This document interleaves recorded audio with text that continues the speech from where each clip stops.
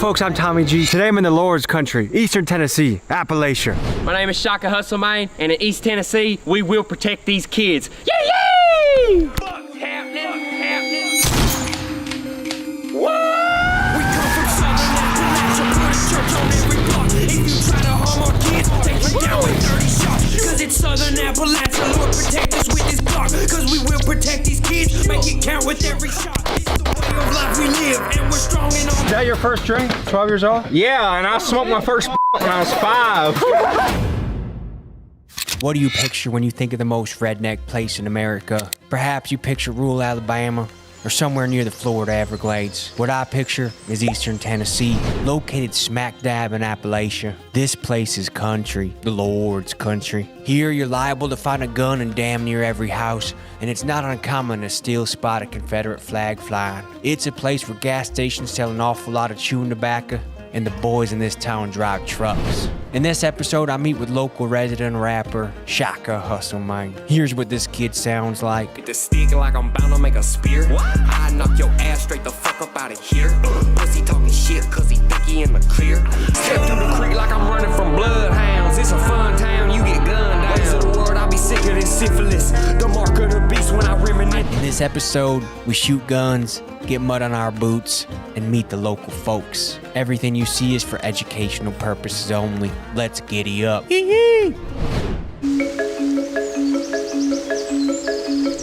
What's up, y'all? Shaka Hustle Man. Welcome to East Tennessee. We're gonna show you about how it is, how we live, what it is, and we're gonna tell you the truth about this place. When it comes to Tennessee as a whole, I feel like we're one of the last states that's really sticking to the true American way of life that our founding fathers set it up for us. East Tennessee is one of the few places you'll go where somebody will walk up with their pants sagging and some cowboy boots on and be like, howdy homeboy, what's up my homie?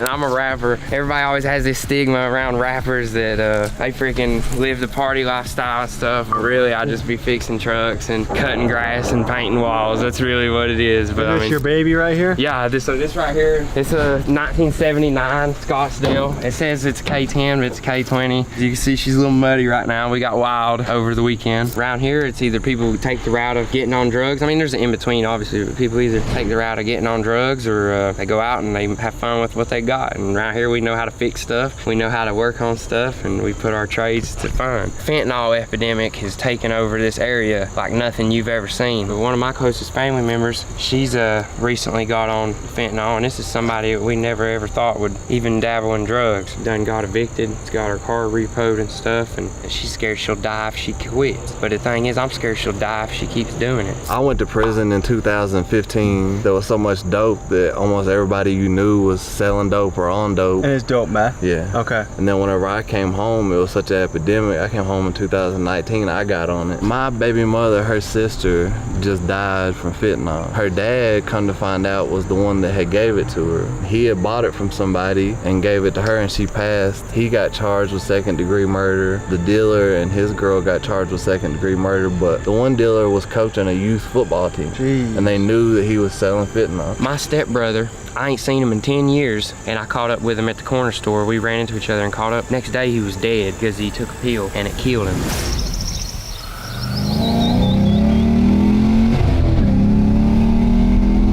Had to do a quick little pull. That's got some zip to it, huh? Yeah, she does. The town we're in, Elizabethton, is a really old town. A big news channel one time said that this was the best area to move to, and everybody was pissed about that because now you got a lot of people from Florida, California, move here trying to get away from, I guess, city life. Through the creek like I'm running from bloodhounds. Next, we were invited to the top of the hill, to the Diesel Dicks headquarters, for a rip-roaring shindig.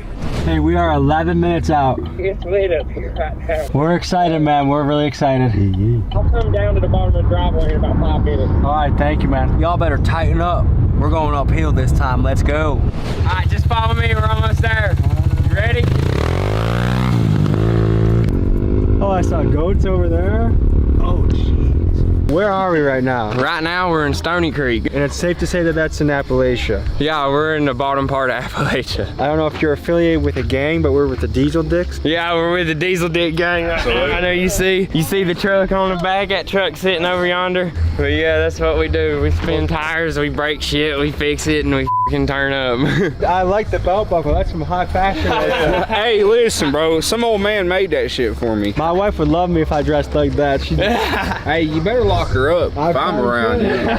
If I had an Appalachian stereotype, one would be that people can fix just about anything. Oh, yeah. And two is that they like to tinker. Like they got a bunch of cars, they got a bunch of stuff. Is that an accurate stereotype? Absolutely, yeah, that's the name of the game. It's what I enjoy doing. Even if I had $1 million, I'd still be out here tinkering with my toys and stuff. Do you guys feel represented by our current government right now? I feel like there's only one politician that I feel like I can trust, and that's the man that tells it straight, and y'all already know who that is. Hillary Clinton? No, we're talking about Trump. We're talking about goddamn Hillary Clinton. Shut the hell up. I support Trump because he's the only person that I feel like has brought the whole American movement forward. So, you know, the whole MAGA movement shit. But dude, any politicians in general, it's just like, we don't know them people. What does success mean to you? Wake up, do what you want every day. The life we're living. Yeah. Is there any lingo I should be learning if I'm trying to blend in a little bit more? You gotta say y'all all the time. Y'all? Yeah, Yonder, you gotta say out yonder in the holler. How far is yonder? right here, over there. And if you hear somebody around here say, yesterday, you know, this happened the other day or whatever, that could be any time from now and 6 months ago, you know, that don't mean Dude, shit. the funniest thing around here when somebody in the holler or something gives you directions, they're never using street names and shit, they're using landmarks. Go north as far as the hill, then take a right? Yeah. John Boy's truck right here is locally famous. John Boy, tell him about your truck. Show 'em, I guess. Are you making a barbecue in here, or what is all this? Ay, working with the stick like I'm bound to make a spear. Your ass straight the fuck up out of here. Pussy talking shit cause he think he in the clear.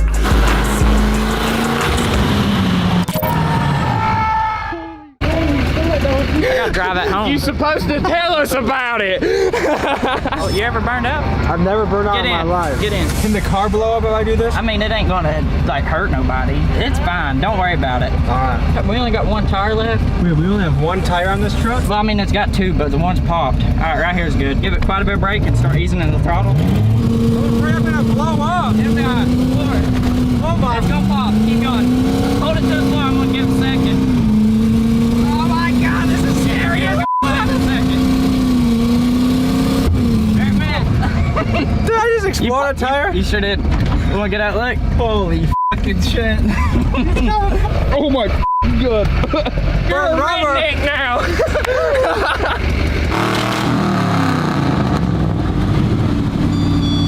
He just broke something. We gotta have a moment of silence. I mean, we's all riled up, but Let's see what you got. I'ma walk me 100 miles, I'ma do the dirt and I'ma handle work every day. I don't slow down. Here we go now, then relocate a hoe straight to her face. I'm serious. Come around like you curious. I'ma put my little bitch in the years. I'ma settle my family tears and still before mine, I'ma settle all yours. I'm cut from a different cloth, I can fly like a mountain. Y'all, this is off the block. you wanna drink? I'll take a little sippity Oh no! Tommy G! Yeah! I'm drunker than but I'll tell you what, fuck them is the important lesson, because listen, dude, people are gonna with your ass, and if you just say fuck them, it ain't gonna bother you, man. Hey, listen, I was 12 years old and I threw up on Maple because my daddy said, you think you're a goddamn man? Go ahead, go ahead. Was that your first drink? 12 years old? Yeah, and I smoked my first blunt when I was 5. When people think of rapper in their head, you're not the first image that they stereotype. Do you think you can change that? And do you think the game is missing some new flavor? Rap is so broad. Anybody who can talk can rap. There's a stereotype around us I got you on the next one. One more. that we're a bunch of, there's a stereotype around us that we're a bunch of dumb hillbillies, but anybody can come up here tonight and have fun. We got a goddamn carrot!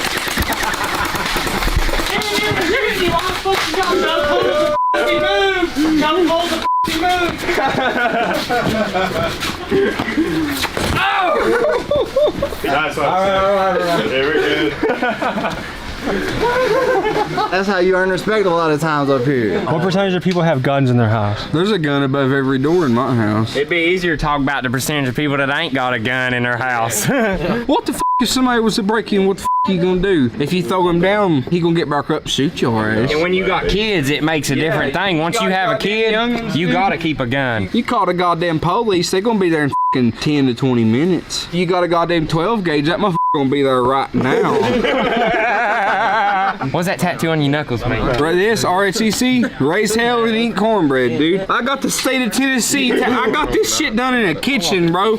Yeah, this was done in the kitchen. This shit was done in a fucking trailer run by a generator. The stereotypes from outside of this state ain't right. People take up for each other no matter what skin color, no matter where you're from. What do you think the stereotypes are? People act like a lot of mountaintop hick people and stuff in our area are incest, drug addicted, racist. Yeah, racist. I got a kid with a black girl. Yeah, my mom's black, dude, believe it or not. Like, there ain't nothing to it. Skin color ain't nothing different than your hair color, bro. Genetics is genetics. We're all human beings. There's shitty human beings and good human beings in every race, hair color, state, no matter what it is, bro. Trying to split this nation up. When the people come together and unify, that's when the government gets scared of us, dude. Look at 1776. Woohoo! Yeah. All right, folks. It's time to go to sleep. We'll see you in the morning. I think we're about to hang out with what they call the Tennessee Taliban. I don't know, I have to ask them. But we're gonna make sure our ears are protected. We're gonna get some earplugs and some watermelon, some fruits that we can shoot. Let's get it. Bitch, hot. Smoke some. I'm bringing the shit for real. I'm fucking it up, cause that's how I feel. I hear Tennessee is one of the best states for gun law rights. I'm originally from Southern California, so Okay. moving here, it's definitely a breath of fresh air. What is the gun culture like here? You know, the Second Amendment is very like open and not restricted. Coming from a pretty rough area in Southern California, it's definitely a blessing that I can carry and don't have to jump through hoops and steps like that. Do you think it's something that Americans should protect and fight for? 100%, 1000%. We got our earplugs, we got our butt plugs, we're ready to shoot. I was a country boy, now I'm a country king. Tennessee has some of the most pro-gun, pro-Second Amendment gun laws in the United States, so we decided to get educated and learn more about the gun culture here. Now run a whole 100 bands up quick as a bitch. What are the gun laws like in Tennessee? They're easy. It's called constitutional carry. As a Tennessee resident, you have the right with a driver's license to conceal or open carry any weapon within the state. And that goes from pistol to shotgun to AR Anything. to... How do you prove that I'm not crazy, that you're not putting... You have to pass a background check. You answer all these questions on this form. If you do not answer truthfully, it's a felony. And then from this, I run your background. And it goes through 5 different divisions. Are you a fugitive from justice? I'm not, but you are, right?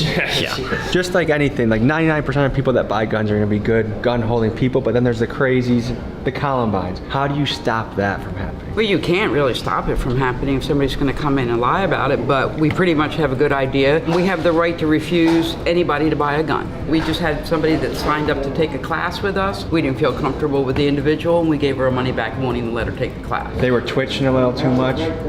I went to a gun safety class recently. I got my concealed carry, but I'm scared to buy one because I sleepwalk sometimes and I don't want to wake up and accidentally take out my family. But I kind of do want a pistol. I live in Milwaukee where it's a little... But I have dreams sometimes where like someone's in my house and I'm running to go get them. I don't want to accidentally wake up and in the middle of, you know what I mean? No. No? We probably refuse to sell you a gun. Okay. We left this gun store and met up with Shaka and his friends to shoot completely legal guns. Thank you, YouTube. So what do we got on the table here? This is a Palmetto State dagger. These are my carry guns right here. These are also Glocks. But this right here is a Glock 19. This is my home defense because it's got the laser and the flashlight. This was actually given to me by somebody who was murdered literally a week after they gave us to me. How young were you when you shot your first gun? Probably like 5 or 6. Maybe 4. I was shooting an AK-47 when I was, before I could even ride a bicycle. What does the right to bear arms mean to you? It's an infringible right given to us by the Constitution, so it explains it in itself. Now I can understand people's fears about training and everything else. You can go out and get proper training, it's not expensive. There's plenty of people around that know what they're doing. They can teach everybody. Maybe we drink a little bit before we start shooting. Have you guys got some Bud Lights we could drink? Ah, get the f out of here. Firearms and alcohol in Denver mixed. Do you feel like Bud Light goofed up big time with some of their recent advertising? Hell yeah. I mean, I ain't never been in a bar and seen a freaking transgender man sipping beer, drinking beer, you know what I mean? When I was in 4th grade, they took us on a field trip to a place called Camp Explorer, and we'd shoot bows and guns when we were in 4th grade with our teachers, dude, shooting guns. Who's gonna shoot first? I got this ready. Right here. You ready to go? I was a country boy, now I'm a country king. This year I'm serving fans, last year I was serving fiends. Now I'm living dreams, bitch get out of my way. I ain't trying to see no mic unless I'm getting paid. There it is. Country king, Do you feel like this part of the country has been forgotten about a little bit, or is underrepresented? I would agree. In all fairness, I feel like the state of Franklin would have been a cool idea if that ever stayed into history. I think The state of Franklin? Yeah. Benjamin Franklin. They about in the 1800s, so they tried to establish the state of Franklin instead of the state of Tennessee, and it basically just incorporated the entire Appalachian mountain chain as one state. So I think that would be interesting. I mean, Tennessee's an okay state. We've got a decent state government. It's been all right. Could be do better. Do you feel like you're represented under the Biden administration? Well, no, not really. I mean, food prices, gas prices, unemployment, the debacle that is the southern border, the things they're doing in our educational system to our children, none of it's good. I've had some personal experiences in some of that. I went down to the southern border. I was on a border task force. I'll just leave it at that. Went down there and partnered with Texas, CPS and National Guard and did some work, and I saw your video on it. It's a disaster down there. You know as well as I do. We captured 2,300 people in 19 days and 4-mile stretch of border, and I would say about 85% was military-age males. And out of that 2,300, after their process, 750-ish were already convicted pedophiles, rapists, child molesters inside the United States. Because Trump said a controversial statement that they're not sending us their best, they're sending us their criminals, their rapists. But from 1/3 of the people you got, you'd say are on that category. 1/3 just via paperwork. Not everybody. There was good folks down there. I really didn't see that many women and children. I saw a couple groups, at least the shift I worked from 05 till noon, about lunchtime. But it's all military-age males. Are you proud to be an American? Of course. And do you feel like we're losing that in this country? Sadly, yeah. There's still a good core of people that are happy to be here, happy to be left alone. That's the big thing. Everybody just wants to be left alone. People just want to be left alone and allowed to have guns down their jeans, huh? Akimbo! This is my message to Joe Biden. You come try here, come to my property, man. That lady in a small town. Joe Biden. Yeah!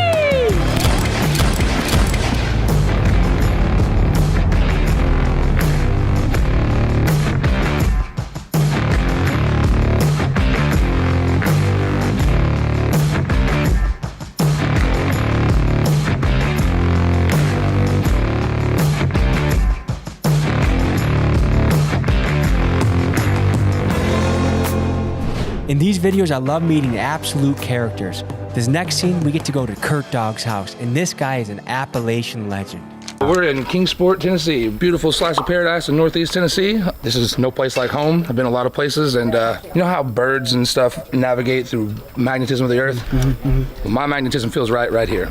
So I hear you're somewhat of a genius. By day, what do you do? What's your profession? Right now, I actually work for the U.S. Army, making explosives at the Holston Defense. You must be damn good if they let you in with all your tattoos. Well, you know, with a degree and a great work history, the possibilities are endless. That's the big house where me and the wife live. And the kids.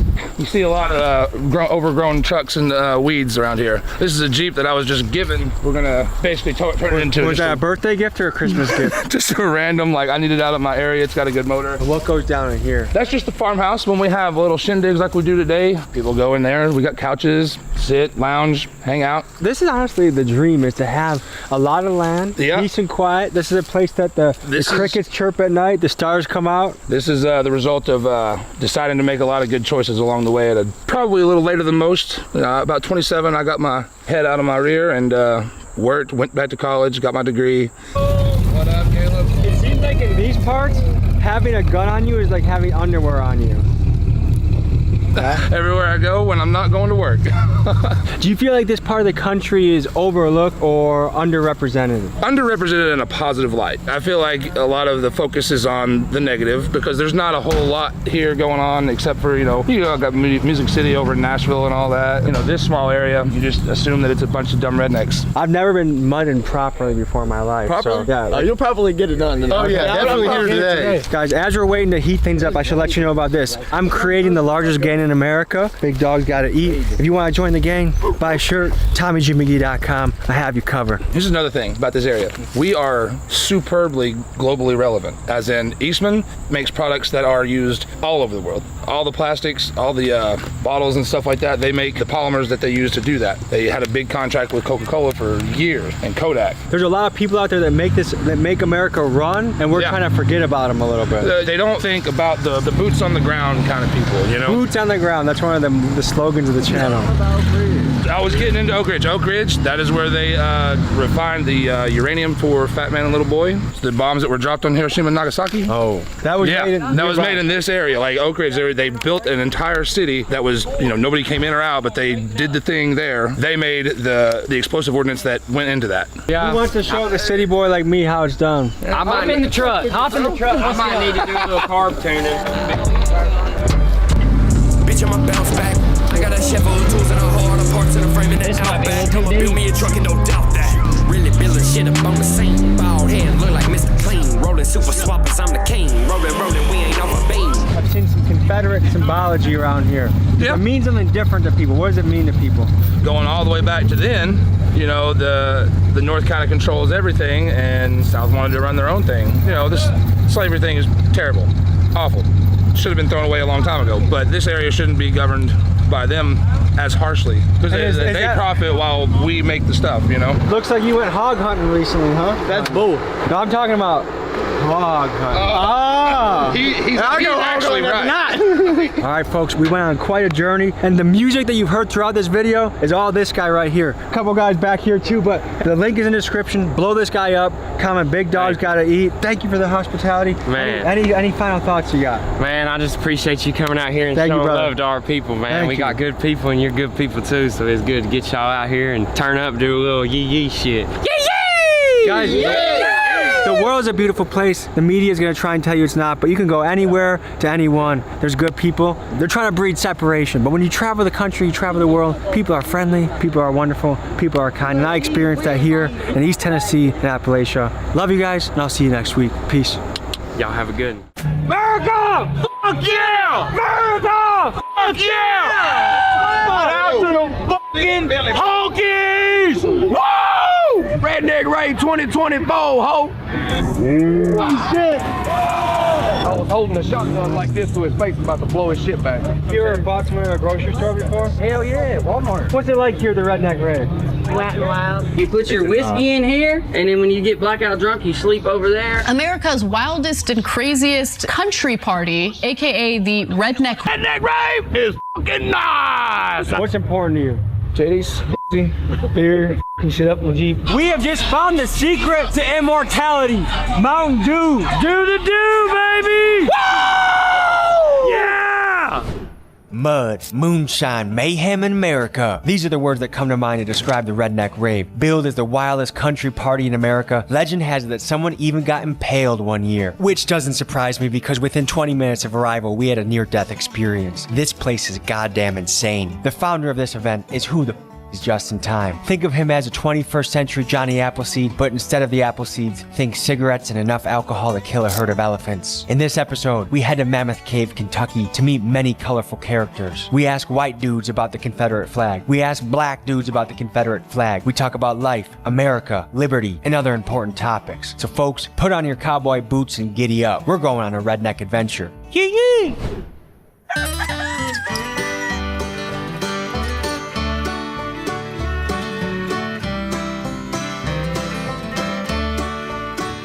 I feel like a kid on Christmas today. We are heading to the Redneck Rave, which is billed as one of the wildest parties in the country. If that doesn't get you going, I don't know what will. So we're pulling up to Mammoth Cave, Kentucky. We're gonna be hooting and hollering, having a jolly good time. And boy, am I excited to meet these rednecks. So without further ado, folks, yeehaw and giddy up. Good to meet you. How you doing, brother, man? Good to meet you, good to meet you. We're gonna try to get you at least 3 diseases. I'll be ready to have a good old time. Is this like a 2 pairs of underwear type of day today? No, it's more like 6 showers. Holy shit. You're gonna have mud crickets on you, and then you're gonna be drunk. What the hell is a mud cricket? A hot ass girl that just comes here with nothing to ride and half clothes. Just go out there and have Mud cricket. Mud cricket. That's a new one.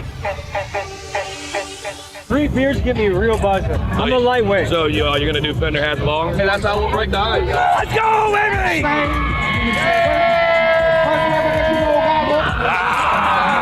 Tell the folks who you are and what the hell is going on today. My name is Justin Spears, and this is the Redneck motherfucking Rave. What made you create this event? I like to drink for free. What do the people have to look forward to today? A weekend full of mud music and mayhem, motherfucker.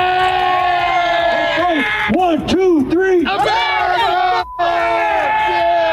I noticed that in the culture right now, for some reason it's not popular to be an American. Yeah. Why do you think that is? You're not American, you better love it or fucking leave it. So how did this event come about? Like, my buddy told me to throw a party in a cornfield, and I had no idea what I was doing, and I did it. Like, 1,500 people showed up, and then I did it again, and 3,000 people showed up. I was working at Arby's and cutting grass. I told Arby's off, and here I am. how long has it been going on here? Going on here for about 3 years now. How'd you get this park to let this happen? Kevin's a great guy, dude. His whole staff is really cool, and we've done everything for the past 3 years on a handshake deal. There's no contract, no nothing. He just trusts me, and I trust him.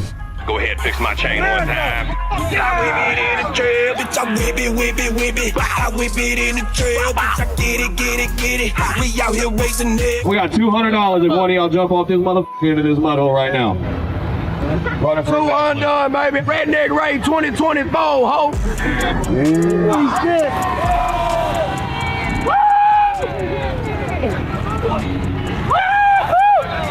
You know I got to kill all the money, tall, stay true to still and build a legacy. Fuck the scale, I was born and raised, hell still.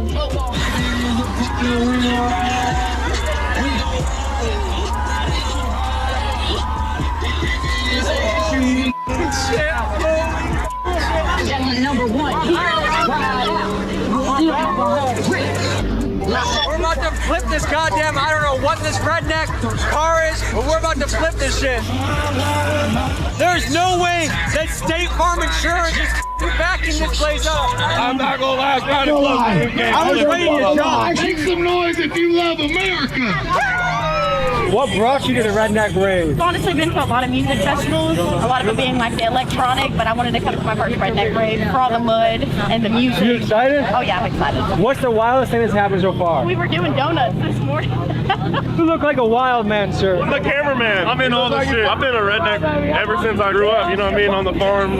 Where'd you grow up? Indiana. And what was that like? It was fun. It was good. I've been with Justin's cameraman for about 8 years now. How has this grown over the last 8 years? We started in a cornfield with like 1,500 people. Hey, so all these expensive ass rigs that we got, dude, and you open up this door with a goddamn zip tie. Real American shit. Where are you taking us? To the cave. Cheers to America. Let's make it great again. Cheers to America. Toast to my friends. The more the merrier. You're welcome. Come in. 99 bottles of beer on the wall. Whiskey straight. It's uniting us all. The thing that I like about this is you can be a millionaire with a $50,000 side by side, or you can be a good, hard-working American person, and you're still accepted no matter, you know, how much you make or what you're bringing. How many different states are bringing people here? Indiana and Kentucky and every state around it, and then you have stuff from all over. We got people here from Australia right now, France, Germany. And where did you grow up? My father was a Marine, so I grew up in Indiana and North Carolina. You were city boy, country boy, suburbs? No, city boy. What was life like in Fort Wayne for you? A piece of shit, I guess you want to say. I wasn't really, felt like I could do so much more and offer the world more, but, you know, started doing this, and here we are. This is like redneck Tetris right now. We got some Kentucky moonshine here.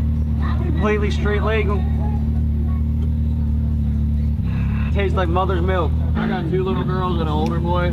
But my girls, man, they changed my whole life. So small, so innocent. So precious. Making a baby laugh and smile is one of the greatest feelings ever. It's wild and crazy and all that, but man, it inspires me a way to do things with my family that I never really thought that I'd ever be able to do. How much planning does it take to throw an event like this? How many months in advance do you start? Like 6 months. Doesn't matter how much planning I do. You can't control the weather, you know, accidents happen. On the way to the Mammoth Cave, there was a bit of a traffic jam. In an effort to pass it up, an old man got overly ambitious on his ATV, and he tried to go up a steep little mud hill, and it didn't work out. He took a spill, and this is how the Redneck Rave community responded.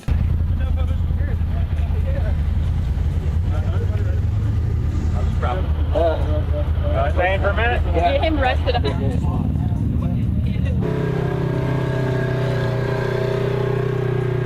Where did we just make it to? The Sand Cave at Blue Holler Off-Road Park. This is where it all goes down, huh? Friday night, raving the cave, yes sir. At first we were scared to kind of like bring music and shit in here because they're like, oh my god, what happened if a rock fell? But then we're like, man, this has been here for fucking hundreds of thousands of years. I'm sure it'll be good. This looks like a good place to take a shot. You know what I think we should do? We should have your two cameramen go ahead and each of them race on Fender Hats Beer Bong. 3, 2, 1.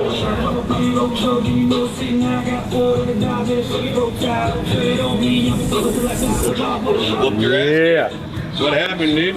Real champion over here, dude. There you go. Is getting out of here a nightmare? Not if you're just in time. How'd you get that name? I used to play basketball, and my name was actually just in case. And then my buddy, his name was just in time. He was pretty trash, so he was always just in case we needed him. You guys switched the names. Yeah, and that's how the just in time came about. Now the who the is just in time? Some guy, I guess his girlfriend or whatever it was, had posted something about me, and he was just like, man, who the is just in time? And I was like, who the is just in time? Because I was like trying to rebrand myself. I made 100 shirts and they sold out the first day, and I was like, okay, that's you're onto something. That's my fucking name. And then the Redneck Rave came, and then it just hand in hand. What does being a redneck mean to you? It's a way of life for people. That's really what it is. I feel like sometimes rednecks do get a bad rap, but at the end of the day, they've changed my whole entire life. They changed my team's life. I've never had any kind of problems or anything. Like you see, if somebody flips on a four-wheeler, 30 people go and they flip it over instantly. So rednecks are awesome people. A lot of friends that I had growing up, they didn't come to the Redneck Rave because they thought this and that. And now once they come, now they're like, oh, god damn it, I was wrong. And I'm like, yeah, dude, it's not clan rally or it's gonna be this. No, dude, we're sitting out here partying, drinking, having fun. Don't let the mainstream media fool you on how these people really live and act. Thoughts on the mainstream media, Justin? It's trash. It's garbage. They just try to pit us against each other, but at the end of the day, we can sit here and get along any day of the week. No matter what color you are, what your religion is, what your job is, it doesn't matter, dude. If you're like Justin and you hate what mainstream media is doing to the country, one way you can support my independent movement is to buy a sweatshirt, RIP Mainstream Media, only at TommyGMcGee.com. I've been around the country. I've seen a lot of different communities. I think whether you go to the hood, the res, the rural areas, I feel like those people have way more in common than the media makes them out to be. Absolutely. And that if those people united, it'd be exciting to see. Oh, you want to do a shot? Oh, you want to do a shot ski? Uh-oh. Hey, one of your cameraman's gonna have to come over here. Mr. North. You want to get a... After this, I'm gonna need some H2O. All right, ready? 1, 2, 3. Are you proud to be an American? America. Love it or leave it. What do you love about America? It's land of the free, home of the brave, dude. What's not to love about America? We're able to do what we do for the people who like fight for what we do, so shout out to them. Shout out to the troops. Shout out to my dad. Shout out to my uncle. He's a sergeant major, man, so. You have a lot of family in the military. Yes, sir. Yes, sir. Did you think about joining? Yes, sir. Absolutely. I actually was going to go in as a military police officer at one time. Did you get in trouble as a youth? Yeah, that's the reason I didn't go in as a military police officer. What kind of trouble? I just fought a lot. Once I had my daughters, I kind of seen the bigger thing. I used to be really hot-headed, man. I used to be the guy that, you know, I'd smack you and then talk later, but now it's just like, I'll walk away now. Are you single? You got a lady? Hey, I recently became single these past couple months, yes, sir. I was married for 8 years, and, you know, at the end of the day, I have all respect and all love for the mother of my children. So I'm seeing a lot of crazy white boys. How much overlap is there between this and the Juggalos? You see a lot of these people out here, if you look, a lot of the motherfuckers have Juggalo tattoos. They have the Hatchet Man tattoo. So people might be yelling whoop whoop. Yeah, 100%. Like if you say that when it's like a lot of people in here, or we get a microphone and say that, it's gonna be a lot of them. From a northern boy, I never saw the Confederate flag growing up. What does that mean to these people? Whatever they see that flag as, they see that flag as. What I see that flag as is it's time to party. When you're not at the Redneck Rave, what are you doing day by day? We have a clothing line that we do. We do vinyl wraps, we do stuff like that. But for the most part, during the week, I'm just 100% a father. That's the reason why I do all of this. My son, my oldest son, he's 18 now. I wasn't able to provide the life that I wanted to provide for him. And now I have my daughters, and I'm able to do whatever I want to do. I can show them treated like a princess. What was life like when you were working at Arby's? Garbage. I thought I had life figured out early on. That's why I had a kid so early. How old were you when this was going on? When I had my kid, I was 16. Wow. But we figured it out, man. And yeah, and he turned out to be a f***ing handsome young man, and he's like me, but a better version.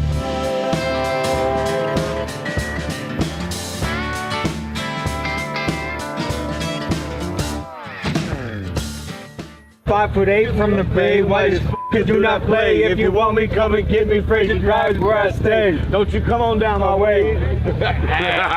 What can you tell the people a little white about Redneck Rave? Alright, this is what I'm gonna tell you about goddamn Redneck Rave. Redneck Rave is fucking nice. Ever since I've came to the Redneck Rave, me and this motherfucker been nothing but best friends. Who the f It's Just in Time versus Lil White album is out now. We're number 1. Sitting on number 2 right now. But we were number 1. This is a real American wife beater made at validgg.com. Here we go. Redneck Rave 2024. Number 1. You got any bars for us? Yeah, I got plenty of motherfucking bars, dog. You need a hot 16. This just came up off the press. It's Supreme in the kitchen, cooking like a fucking chef. I'm destined for this shit. Now I'ma do it to my death, and I'ma hustle like it's nothing. I'ma grind till nothing's left. Check the ball work, flipping the dope more flavor than Starburst. Hell, this pack alone I'm pushing costs more than your car worth. My bread fresh, where I twist up bags. Keep them wondering why that Barney beat that drum so fast. Woo! Hell yeah. Where you from, brother? Oklahoma, Tennessee, man. What does this mean? Mobile home rich. Mobile home rich, man. It means, you know what I mean? Even though you from a trailer, we from trailers, projects, all that shit. Even though you living the way that you living, you ain't got much, you still got a lot, dog. Mobile home rich, bro. Period. Are you from a mobile home? Yeah. I live in a 2-bedroom mobile home with 3 kids right now. But I own that, no rent. But what do you do for fun? I like to play around like this, man. Really what I do for fun is I hang out with my kids, man. Like I said, we've been on tour this whole year, man. A little bit of last year, dude. And we're just trying to push as far as we can go. There's one song people should check out by you. White Trash by Narcotic and Supreme Lyric, man. And For the Hood by Narcotic and Supreme Lyric. Cause that hit number 16 on the iTunes charts, dog. You feel me? Yeah. Hey, the next is the Billboards, baby. You a full-time rapper? Yeah, man. How long did it take to get to that point? About 15 years, man. And what'd you do on the side when you were also a rapper? I hustled, man, every day, bro. It don't matter if I'm working a factory job. I worked my ass off, bro. 7 days a week, dog. Sometimes 12 hours a day. I've been in prison. I've been in jail. I've been in the juvenile system, bro. You know what I mean? And I want something better for my kids. What did your time away in prison teach you? You've got only a couple of motherfuckers that's gonna keep it solid, bro. You gotta be very careful on who you give your time to and how much knowledge you give people, because you could potentially give somebody the tools to destroy you. And I met this guy in prison, man. He took me in and we started hanging out. We started doing music together and shit. And then I got out. He was in there for like another 3 or 4 years, man. Got out. I let him get with my fucking sister, man. All kinds of shit, you know what I mean? Because I felt like they were good for each other. So, make a long story short, I was holding a shotgun like this to his face, about to blow his shit back. I hold my own, bro. I got this before the penitentiary. You can't let people get too close to you, man. Watch out for snakes, man. And in this game that we're in right now, this is full of snakes. There ain't nothing but snakes in this motherfucker, dog. What's your message to the people? Live life and fucking love, man. You keep your eyes open, man. And what the fuck ever you want, don't let somebody tell you you can't do it, because I shouldn't have made it out of where the places I've been to, but guess what? I'm here, baby. I get the bag, go run it up. Mobile home rich ain't fucking with us. City to city, I'm in a rush. Still in a single wide, y'all stay tough. So white trash, man. I've been up on a hustle on the money. What brings you boys to the Redneck Rave? To get blacked out. You a flavor of woman? Yes. What? Good credit. You have good credit? No. That's why they gotta have good credit. Tell me about that Mountain Dew. How's that tasting right now? Pretty good that they didn't steal it. One of them stole my Mountain Dew. How often you drink a Mountain Dew? Every day. That's terrible. It's an addiction. How many Mountain Dews do you ever day, bro? Probably 2 or 3. What's your addiction? Coffee, dude. I like black coffee because I went to prison and that's all I could drink now. What'd you go away for? Bar fight. Whole story short, I had to do some time and then I got out. How long did you go away for? 3 years. 3 years? Yeah. I grew up in Dayton, Ohio. It's kind of like Cincinnati, but it's a smaller city. So if you beefing, I'm gonna see you at the grocery store type shit. For sure. Have you ever bought someone at a grocery store before? Hell yeah, Walmart. He my baby mom, so you know what I'm saying? How many baby mamas you have? I got one, but I just found out I got 2 like a week ago, which is crazy. How many you got? I've got 5 and I've got 7 kids, all girls. Which is your favorite baby mama? Tara. You want to do a shout out to Tara? Shout out to my baby mama Tara. She's got 3 beautiful kids, probably best mom in the world. It goes down and it didn't happen. Is that why you have Savage Light tattoo? Exactly. How old were you when you got that? I was 12 years old when I got that. What made you get that tattoo? Big ass, strong, happy. Dude was like, man, you're a savage. And I was like, you know what? I'm going to get that tattoo. Just immediately went and got it tattooed on my neck, Savage Light. What goes down in this trailer? Yeah, you don't want to tell your mom and dad. Really? You want to do a Redneck TV Cribs? Is that what you're doing? Yeah, give us the crib, dude. That's my crib here. This is my bed. Over here's my kitchen. What do you like to eat? Peanut butter and jelly, turkey and cheese. Got our storage up here. We got our night light for people who get scared at night in the dark. Then we got our other custom hat right here. I'm all about the partying and drinking. I'm making alcoholics great again. What the hell are all these tennis balls for? just to throw the people off the buggy. I have a stove, oven, bathroom, area. Where's your bathroom? Underneath here right now, it's a porta potty that's self-tamed. You got a girlfriend? Nope. Wasn't married, divorced. What goes on in here? A bunch of stuff. What'd you learn from your divorce? Some people can't be trusted. That looks like all American beef right there. Sure is.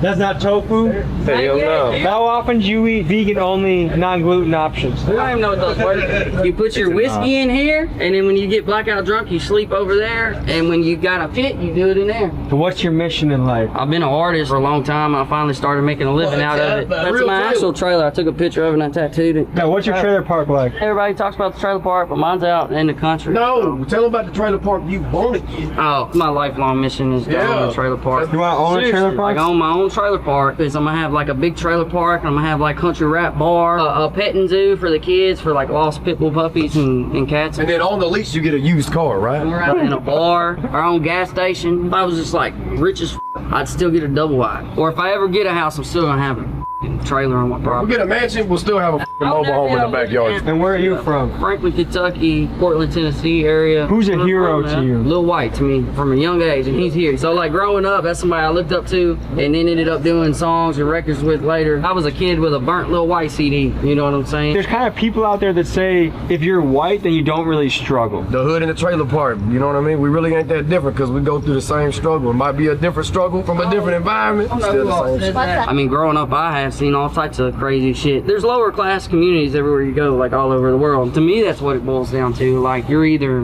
living a good life or you're struggling with the rest of us. They even changed the definition of racism where it's not possible to be racist against a white person. What do you think about that? That's crazy. That's a little wild, man. Racism has always affected everybody. Yeah. Like when people started migrating over into America, a lot of them were white, but they were like Irish. Yeah. Well, you know what? They were discriminated against. But for like the black people, I guess it sort of stuck with them, you know. But it was always somebody was racist against white people too. But nobody ever really talked about that. Most of it's the media, bro. Like, it's what they want you to perceive. You see black people out here, you see all races of everybody out here. I mean, you see people running around out here and start to say end racism. Right here, bro. Right motherfucking here. Half of my family's black. A little brother, he's black and Mexican. Where I'm from, in the trailer parks, it's Mexicans, white people, black dudes, junkies. Like a few people will f it up for everybody. You know what I mean? You got a couple racist ass dudes that made something have a bad look to it and just f***ed it up for everybody else. When you come out here to the Redneck Rave or even the Mobile Home Bash, I mean, everybody goes there. Everybody hangs out, and there's all different races there, and nobody has a problem. George Soros was the one that funded Black Lives Matter. He's a white elite. We're all the same color when we're covered in mud. Thank you. You're welcome, bro. How many redneck raves have you been to? This is my 7th rave. Really? Are you getting drunk on Mountain Dew? Yeah, for now. How many of these you drink a day? Too damn many. At least 12 packs. 12 packs a day? No, just one. One 12 pack? Yeah, at least. How is that? Is your heart okay? Oh man, I'm pissed at Mountain Dew. You feel good? I feel great. When did you fall in love with Mountain Dew? Too goddamn long ago. Younger, yeah. And ever since you've been pumping them away? I drink this shit like water, man. Do you mix them with your alcohol? No, I drink the alcohol straight. No chasing. What do you drink?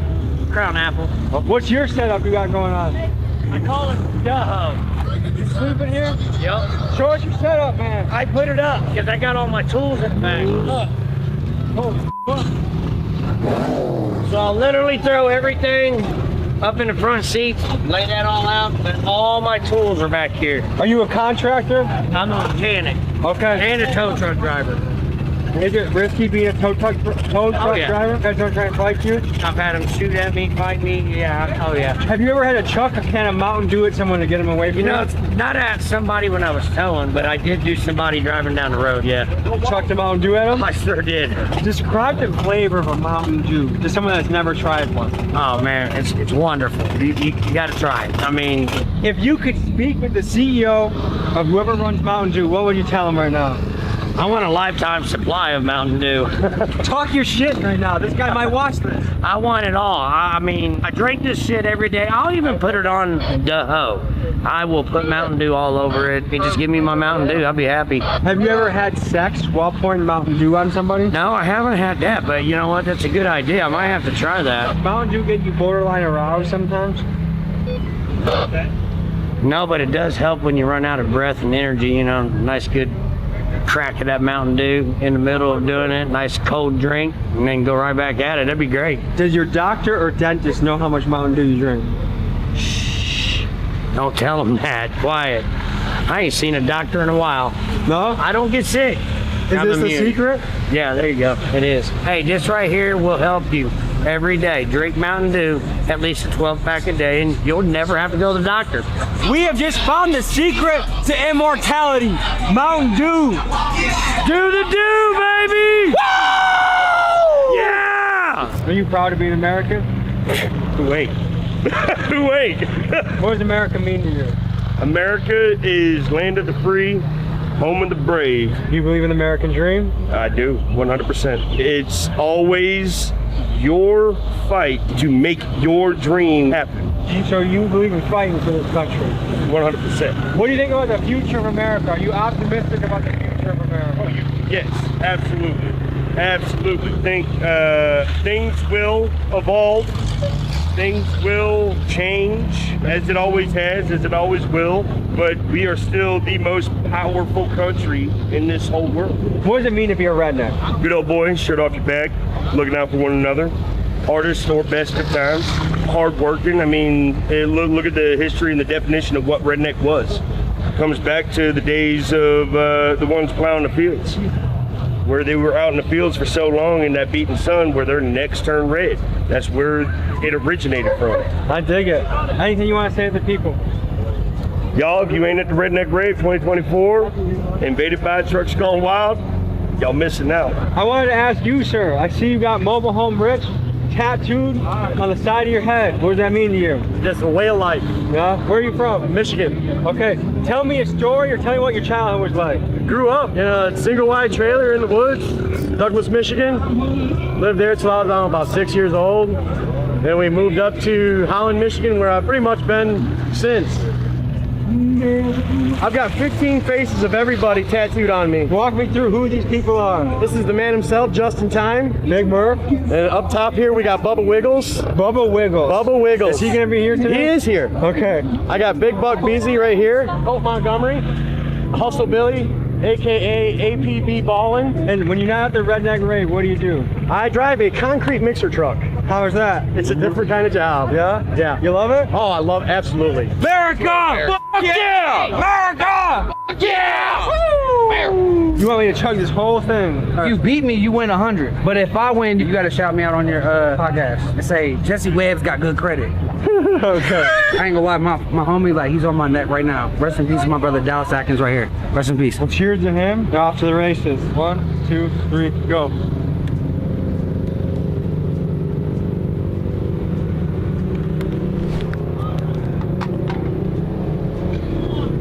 He threw it down though. There ain't nothing in them. Hey, shout out Jesse Webb. He has good credit. You should do a business loan to him, home loan, personal loan. You should give him the money up front. He's definitely gonna pay you back in a timely fashion. You're from Memphis? Yeah, Memphis is crazy right now. Come on, man. Tell the people about it.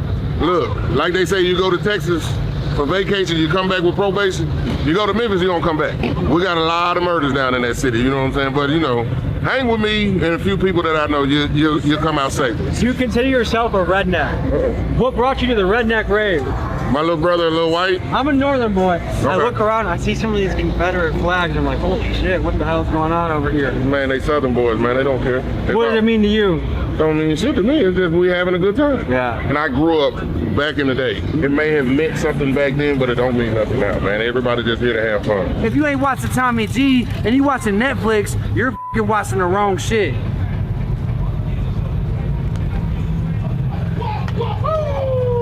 America! Fuck yeah! America! Fuck yeah!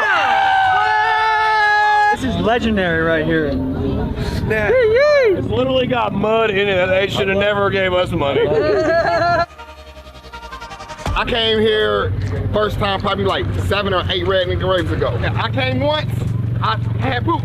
Second time I came, I got a 4-wheeler. Third time I came, I got 2 4-wheelers and a camper. Now I got a side-by-side. You want to show us your setup? Yeah, Let's go. Dirty as a motherfucker out here, you know what I'm saying? We got muddy for sure. What do you love about rednecks? I love that if some shit break, They gon' fix it. I don't give a f. They use twist ties, duct tape, goddamn glue. What's life like for you?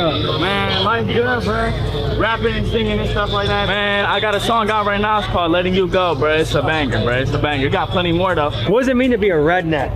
Man, hillbilly status, bro. Mudding, killing. Y'all see it. I'm out here doing it. Is this your son? It is. Tell people, what's it like here at the Redneck Rave? Wet and wild. Explain that a little bit more. And then the girls are wild. Oh yeah? Yeah.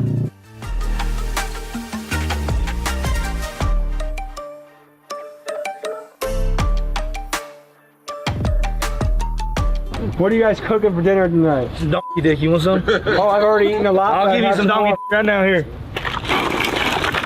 Holy shit, you were not lying. Ram's meat. There you go. Best meat you'll put in your mouth. I'll make all that. Tell the people about this meat. Venison and pork, summer sausage, jalapeno and cheese. Good meat? Good meat. Girthy? Girthy. Might be a little big for you. I don't know if you can handle it. You're a little guy. It's important to you. Titties, see, beer, shit up in the Jeep. You a tow truck driver? No, I make all that shit. This is what you do? We own a meat plant. You do? Yeah. Slaughter animals. How's that? It's fun. Yeah? I like killing things.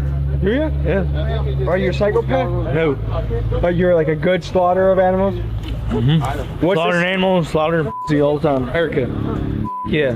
What's the craziest thing that you've ever done at the Redneck Rave? We had a friend get so up and he hit a holler, flipped his razor and broke his ball joints. We strapped it on top of my Jeep and drove out. Just passed out in the back, sitting on top of my Jeep in a razor. Oh, well, last year I ended up upside down on another razor. Remember that? I was here last year. Yes, you was. I was here the year they were all deep dildos. Whoa. Oh, well, hey, Allison, where's all your dildos at? What are those for? Not me. These are hot. Hey, they ain't mine, but we do share sometimes. I also have these guys. Talk about your life choices that have led up to this. I couldn't tell you. You want me to be honest? I have no idea. These are yours? What do you do with these? I just strap them to the back of my razor. For fun? For fun. What's something we should know about her? I don't know, Autumn. What do you want them to know about you? I'm here for a good time.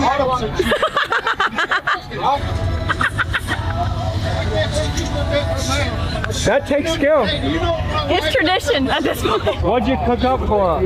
Pulled pork. Woo! Is that your specialty? Yes, sir. My food truck is called Jackrabbit Soup. I'm out of Columbus, Indiana. Your store's called Jackrabbit 2? Jackrabbit Soup. How'd you come up with that? My dad, he has one too. His is Jackrabbit. And I'm his junior, so it's Jackrabbit Soup. Man. Hey, can you give a shout out to the honkies out there? Give you a shout out to all the honkies out there! All the honkies out there! Worldwide! Can we give a shout out to all the honkies out there? Shout out to the honkies, man! Hey, come on! Shout out to the fucking honkies! Woo! Sir, I'm giving you the H-Pass. Nope. This is Campaign, the youngest in the game. He's 15. He's gonna be up here this Saturday. You guys got any verses you want to spit for the camera? Yeah, look.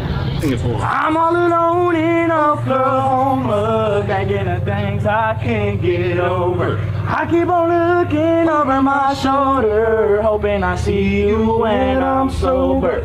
But I won't, and I know it's getting hard to let you go. So I'm all alone in Oklahoma.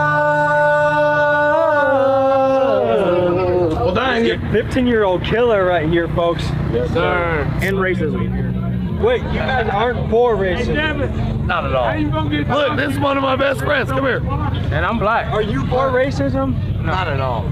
If racism was standing in front of you right now, what would you do to it? Kick it in the dick. Sometimes you gotta try and understand those people and find out why they hate. We're all here on this earth to get along with one another because we're all in this together. You know what I'm saying?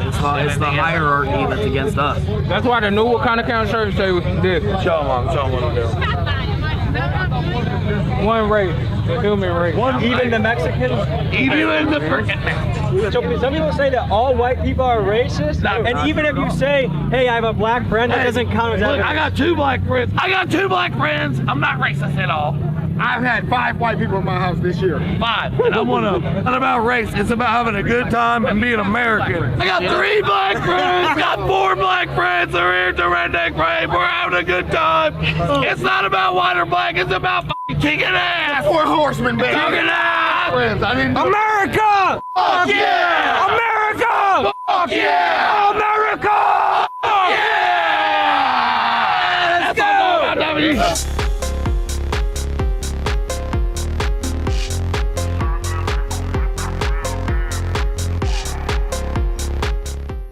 All right, so we hear that there's a party down at the mud pit. We're gonna try hitchhiking down there and see what we can find. I was given these beads because they said if you give this bead to someone, preferably a female, they will show your titties. But if you give it to a male, they will show their chest also, which is cool. Someone gave me these. You know what this signifies?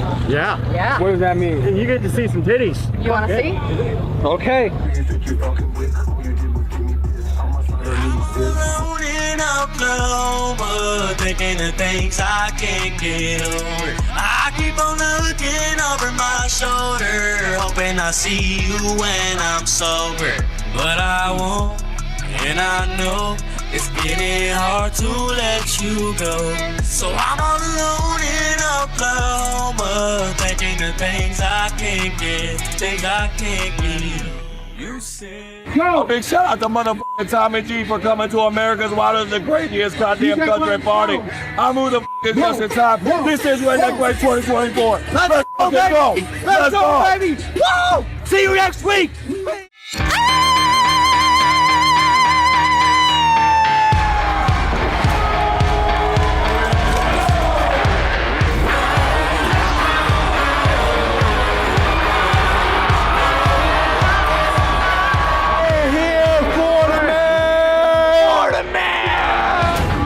Feeling sexy today? What does it mean to be a Florida man to you? This motherfucker right here, this. Whether it be hell or rainstorm, hurricane, tornado, it's 0 fucks given. 0 given. Tough and gritty, baby. Tough and gritty.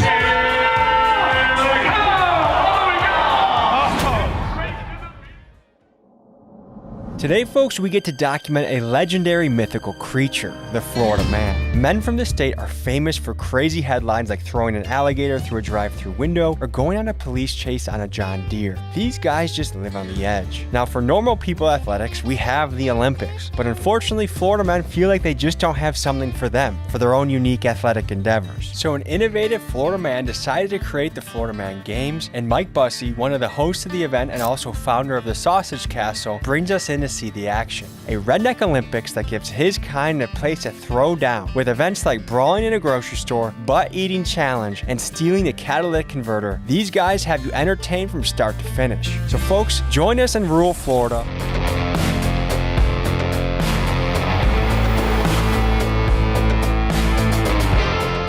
We are here on the scene of the Florida Man Games. And you might be asking, where the is Tommy G?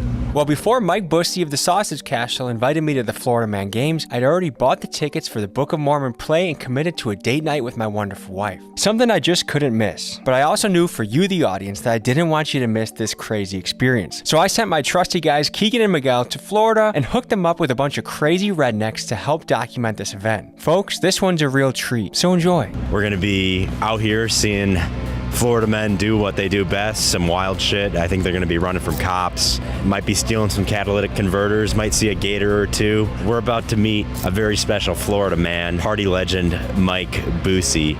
Good morning from St. Augustine, Florida. We have arrived at the Florida Man Games. It is way too early to be drinking. However, when in Rome, you know the whole saying.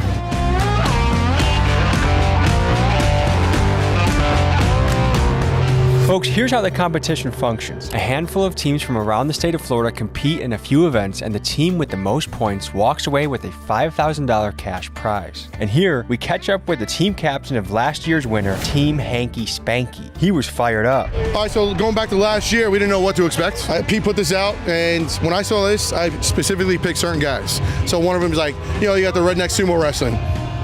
Which one do you think it is? You think it's this one? No, it's this guy right here, nonstop. You know, we got the evade the police. You need some speed. This guy, he's built for that right there. Make sure we're not too cocky about it. You know, yeah, hold our heads high. We're defending champs, but don't want us to be cocky. We want to go in there. You know, respect some of these guys. You got some of these dudes over here that I want to crush. Cooter Commandos. Can I curse on this? Or? Oh yeah. I must have dropped like 17 of them. I didn't realize. All right, cool. Those freaking dirty pieces of shit. I can't stand them. I can't even tell you right now. They are so fake. Oh, there they are. Look at that. Speak of the f***ing devil right here. Yeah. Being a Florida man is just what I was born to be. I'm about 6'6", 350 pounds. I like long walks on the beach. Oh no, and is that not one of those websites? No, but I'm the Florida Superman guy. But yeah, man, it's going good. We'll see how it goes today. But we're amped. We're amped. Let's do this. Yeah, hanky spanky, baby. Let's get it. Hanky spanky. Go.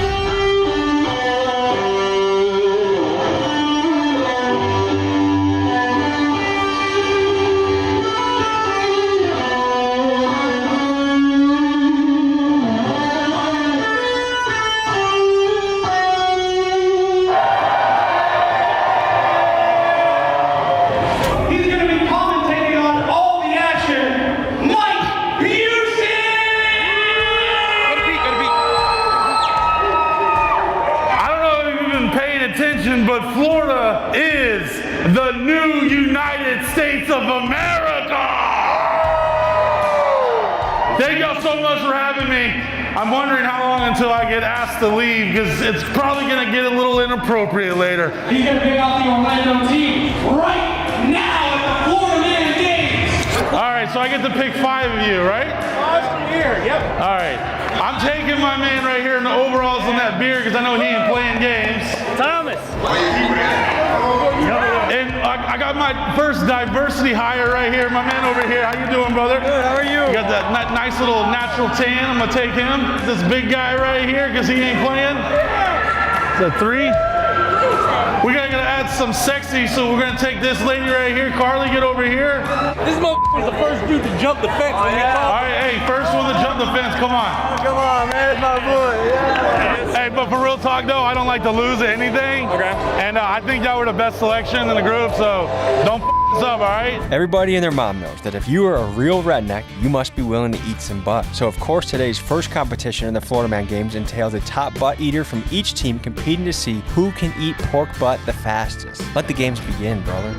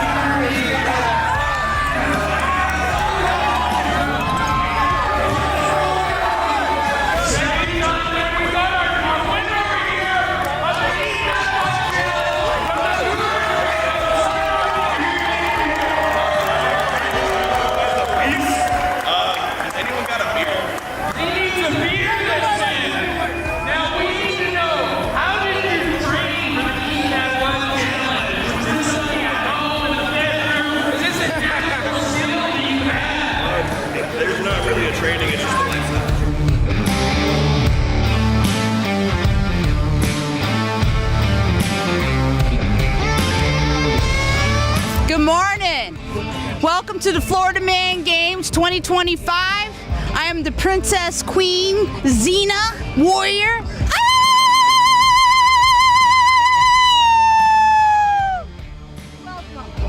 So what's going through your mind right now going into the Florida Man Games? There might be a lot of competition going on, but the most thing is have fun. Like that's what life is about, in generally speaking. What's being a Florida woman mean to you? Is being an example to future generations that us women, you know, we can do things no matter how much people tell us we can't, we can. CJ, Mikey, I'm glad you guys are here. You're just in time. Mikey, how are you feeling today, buddy? Is that a live? Is this warm enough for you? Oh, shit. Hold on. This is Mikey. Hi, Mikey. This is Mikey. You want to say something, Mikey? You feeling sexy today?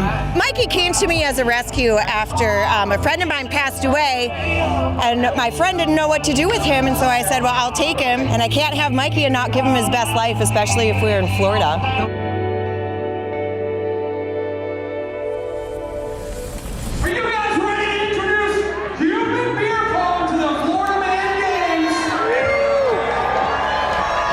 In this haphazard event, each team has 3 pools to defend, one with whiskey, one with beer, and one with bong water. And if your pool gets jumped into, you must take a shot of that liquid that's in the pool. And remembering back to my high school days, I hope for the Rednecks that it's not the bong water. Becomes the first matchup for Human Beer Pong at the Florida Man Games. We got 2 ladies doing this. Mike Busey, what do you think about all this craziness, man? I mean, anytime it's a girl-on-girl situation, I'm here for it, you know what I mean? There you go. I hear you. All right, here we go. We're going to get out of the field and let these 2 go at it. Are you ready? Get up, get up, get up! Crowd, are you ready? 3, 2, 1, let's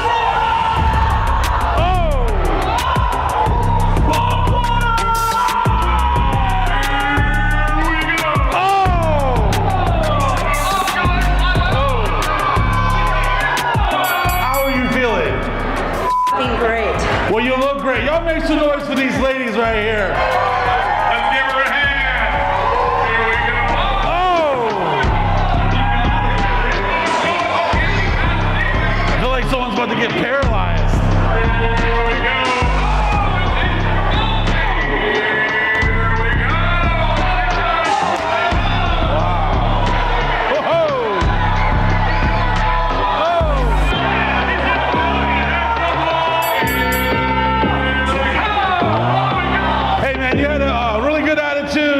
And you stood up to a guy who obviously kicked your ass. But let's make some noise for this guy. He manned up. How are you? You can't breathe in these damn things.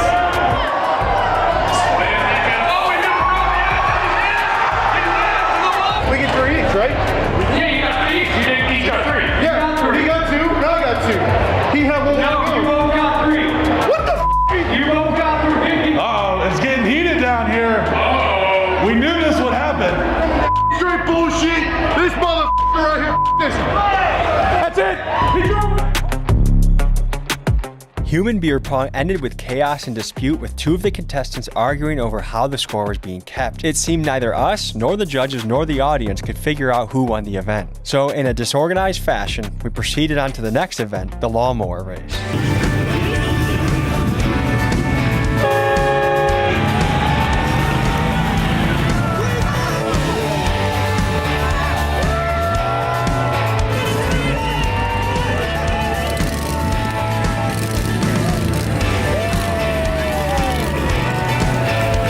Just finished the lawnmower race, and folks, this has been a wild trip of a day. Florida, I swear, is like if you turn Freebird into a state. You just won a lawnmower race. What's going through your head right now? To be honest with you, I didn't expect to win it because all these other guys got, souped up mowers and stuff. Mine's just standard, and that's what I loved about the events, having to shoot the ball. It kind of evened the playing field. So I'm ecstatic, man. My adrenaline hasn't been going like this in a long time. So now that you won, what are you going to do to celebrate? I'm going to go crack a beer here in a minute. Heck yeah. To be honest with you. What kind of beer are we cracking? Mick Ultra. Hell yeah, man. What does it mean to be a Florida man to you? Living in Florida, being country. I don't know. I'm from Texas. You're from Texas? Yeah. So what brought you to Florida? Good times, good vibes. Close state, sister state we call it. Texas, big brother, but love it. Good times, America. If you had to describe Florida in 1 to 3 words, how would you describe it? Miller Lite. Just tough and gritty, baby. Tough and gritty. What the world throws at you, we'll get through it. I'm Keegan, and I'm here with Beaver. Hi, I'm Trixie Sue. And I'm Bert, but my friends call me Cletus. And what brought you guys to the Florida Man Games? Oh, I just couldn't resist the gators and all the fun I heard about. It just looked like a hoop.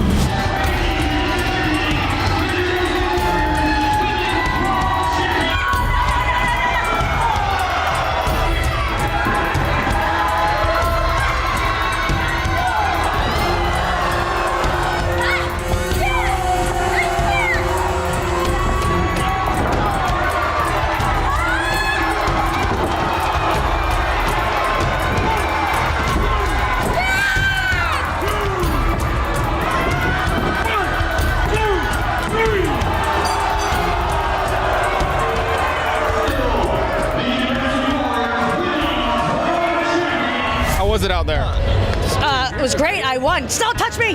Like, I'm great, right? I won. I'm a little beat up. But still a champ. It looked like you were about to lose. How were you feeling when it was getting close? Listen, if there's one thing I'm good at, it's paying attention to my opponent. I took advantage of the situation. She gave me a little too much time, so I may have cheated a little bit, but pulled out the win no matter what. How are you going to celebrate? But I'm going to go get drunk. That's what everybody's doing here, so now it's my turn. All right, I'm here with Mike Busey. What makes a Florida man? Listen, first of all, you don't have to be born here, but if you embody the essence of what makes a Florida man, then you are a Florida man or a woman. If you ever done something that maybe someone suggested you don't do, if you didn't evacuate during a hurricane, or if you gotten a little too close to a reptile, you might be a Florida man.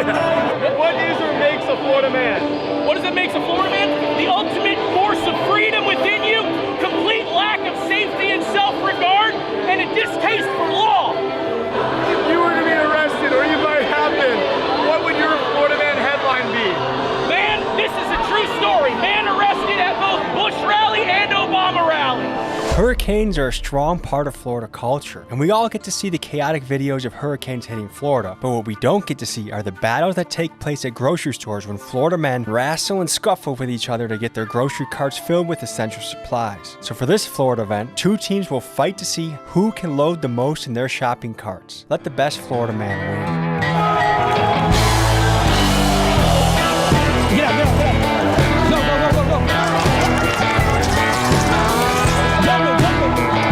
Get up, get up, get up.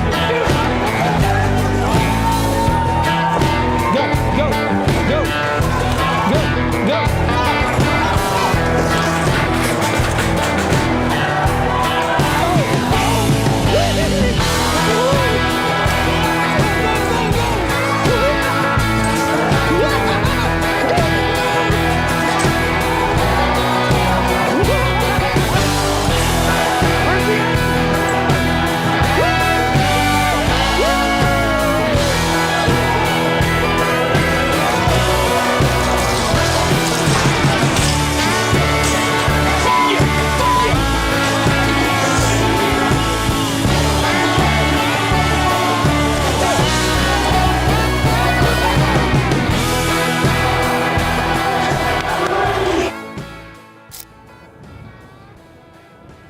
Catalytic converters are a hot commodity in the redneck community. So for this event, we will test a contestant's ability to steal a catalytic converter and run away on foot from a police officer. Here's how it went.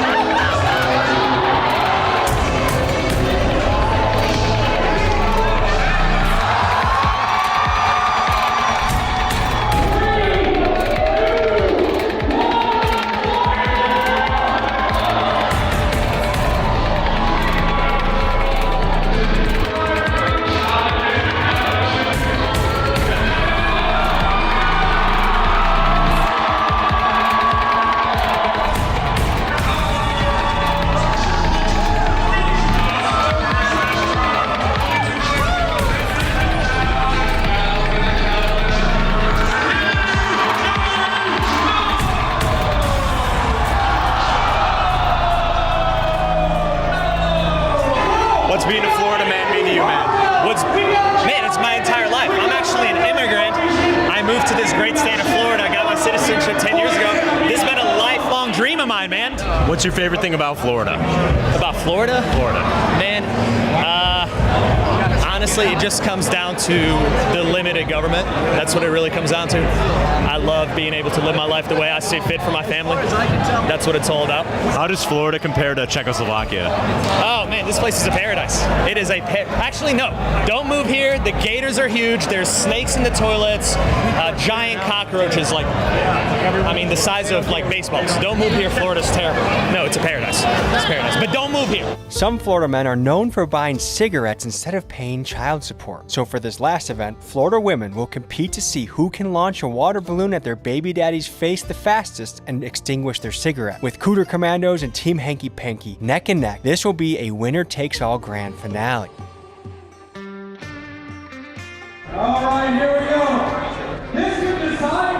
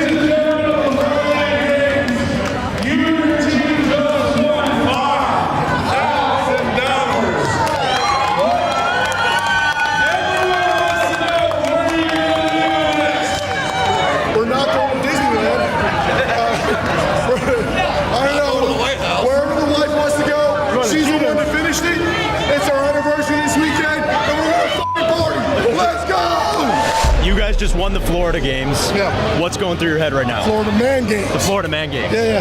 Ask my wife, she won. When we were doing promo things, they added me to the team this year, but I didn't want to be in all the photos and all the videos because I didn't earn it last year. I wasn't part of the winning team last year. Last year I was a spectator, but this year I earned it. I did it. Yeah. Now I'm officially part of the team. We started off rough.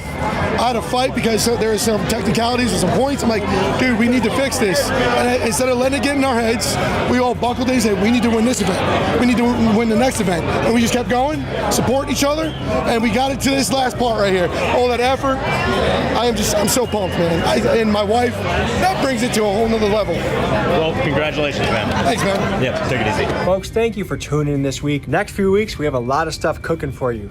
We're going to have gun smuggling, Kenneth Copeland expose, base jumping documentary. So thank you guys. See you next week. Peace. Can anyone get high off secondhand on this? I would say so. Would this be enough to kill me? All right, folks, today we're exploring Meth Mountain, and behind me is a meth lab that blew up.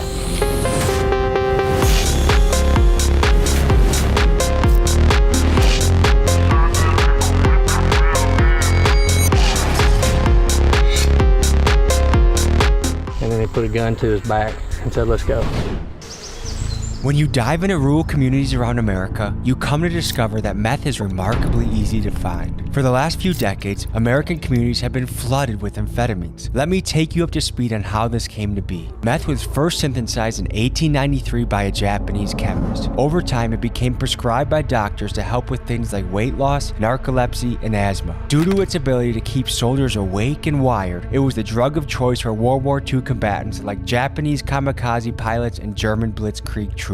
For the years leading up to the 1980s, the flow of amphetamines was in large part controlled by motorcycle gangs like the Hells Angels. However, in the 1990s, Big Pharma took over as the leading supplier when they created drugs like Adderall and Ritalin. These drugs are chemically similar to meth, and they are prescribed by doctors to millions of American youth to combat things like ADHD. So much so that a 2016 article by the New York Times referred to millennials as Generation Adderall. This trend made Big Pharma billions of dollars. For today's story, we go explore Meth Mountain, a place in Alabama that earned its name due to the amount of meth labs and meth users. All of what you are about to see are for educational purposes only.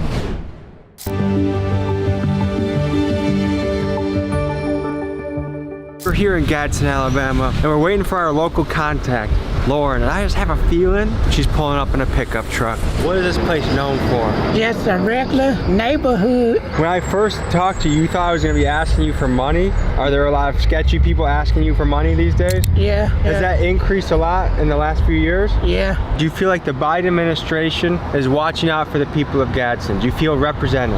Yes. If Trump came back into office, how would you feel about that? Tell the truth, I feel bad. Why is that? He wasn't doing what he was supposed to do. Where the heck are we right now? Atala. Atala? We're at Atala here, Gadsden over there. Were we just in kind of a sketchy area? Very sketchy. That's why I didn't even think about that Walmart, because I don't ever go to that Walmart.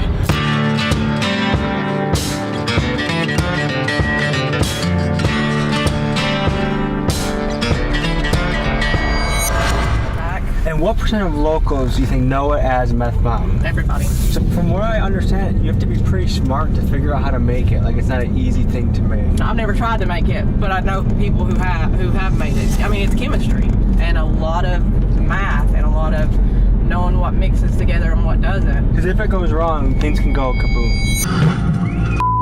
Just feet from flames, a group of people rushing to get back. They believe people were cooking meth at the house. Something got out of hand, sparking flames, which then ignited several propane tanks, causing the Big Bang. Whoa! Whoa! Quickly. And are there places around here that have blown up from a meth lab gone wrong? Oh yeah, we've had the fire department has had to respond to several. They will be busting a lab.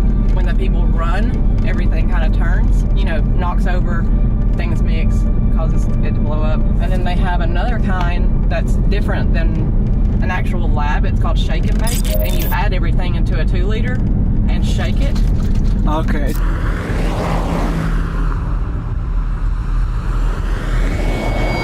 What percentage of people in this area do you think are into meth? So what got you into it and what got you out of it? Well, I'm from Kentucky, so for me it was opiates, OxyContin. It was $2 a milligram, so just 180 milligram was $160. How long would that last, buddy? I mean, I would have to have 4 or 5 a day. So, and See a Confederate I was about to flag? say, yeah, that's what I was going to point out. You'll see a lot of that covering up a lot of windows. That's pretty popular here? Yeah. Racks on the nigga all blue like bonnets. When I ran it up, I ain't even have an option. He say he won't smoke, now his ass in the coffin. Where are we right now? You're just outside of Towle, Alabama, community code, Sand Valley. Some of the locals told us that this place is also known as Meth Mountain to some people. That's Meth Mountain. You're a firefighter, I take it? Yes, sir. Is that where a lot of your calls are for meth related? Or Meth Mountain. That's what's crawling through the town? Yeah. How recently has that changed? Within the past 2 years. How long have you been a firefighter for? 25 years. Okay, have you ever gone to a call where a meth lab blew up? Yes. Tell me a story that comes to mind. House trailer that had the whole end blowed off of it. Had a female that was burned the place down. Being a fireman sounds nice, but I imagine some of the things you have to see are pretty tough for a man to see. Oh yeah, I have PTSD from it. What do you think could be done to help the fentanyl and meth crisis that's hitting here, but also hitting so many places in America? Close the borders. Why do you think the borders are as open as they are right now? Because the politicians got more worried about their money getting in their pockets than they're about the citizens. Everyone kind of feels like they're getting by the government right now. Do you feel that? Yeah, pretty much. Pay's low, prices are going up. It's kind of hard to make a living. Thank you. Have a good day. You too. If we just see people out and about, you think people are pretty open to chatting, or do you think we should be careful? Be careful. Yeah? Be real careful. And what makes you say that? I went on calls before and had guns pulled on me. Even though you're a fireman helping? Yeah. Well, I'm wearing my fast shoes today. Yeah, exactly. Keep them tight. Thank you.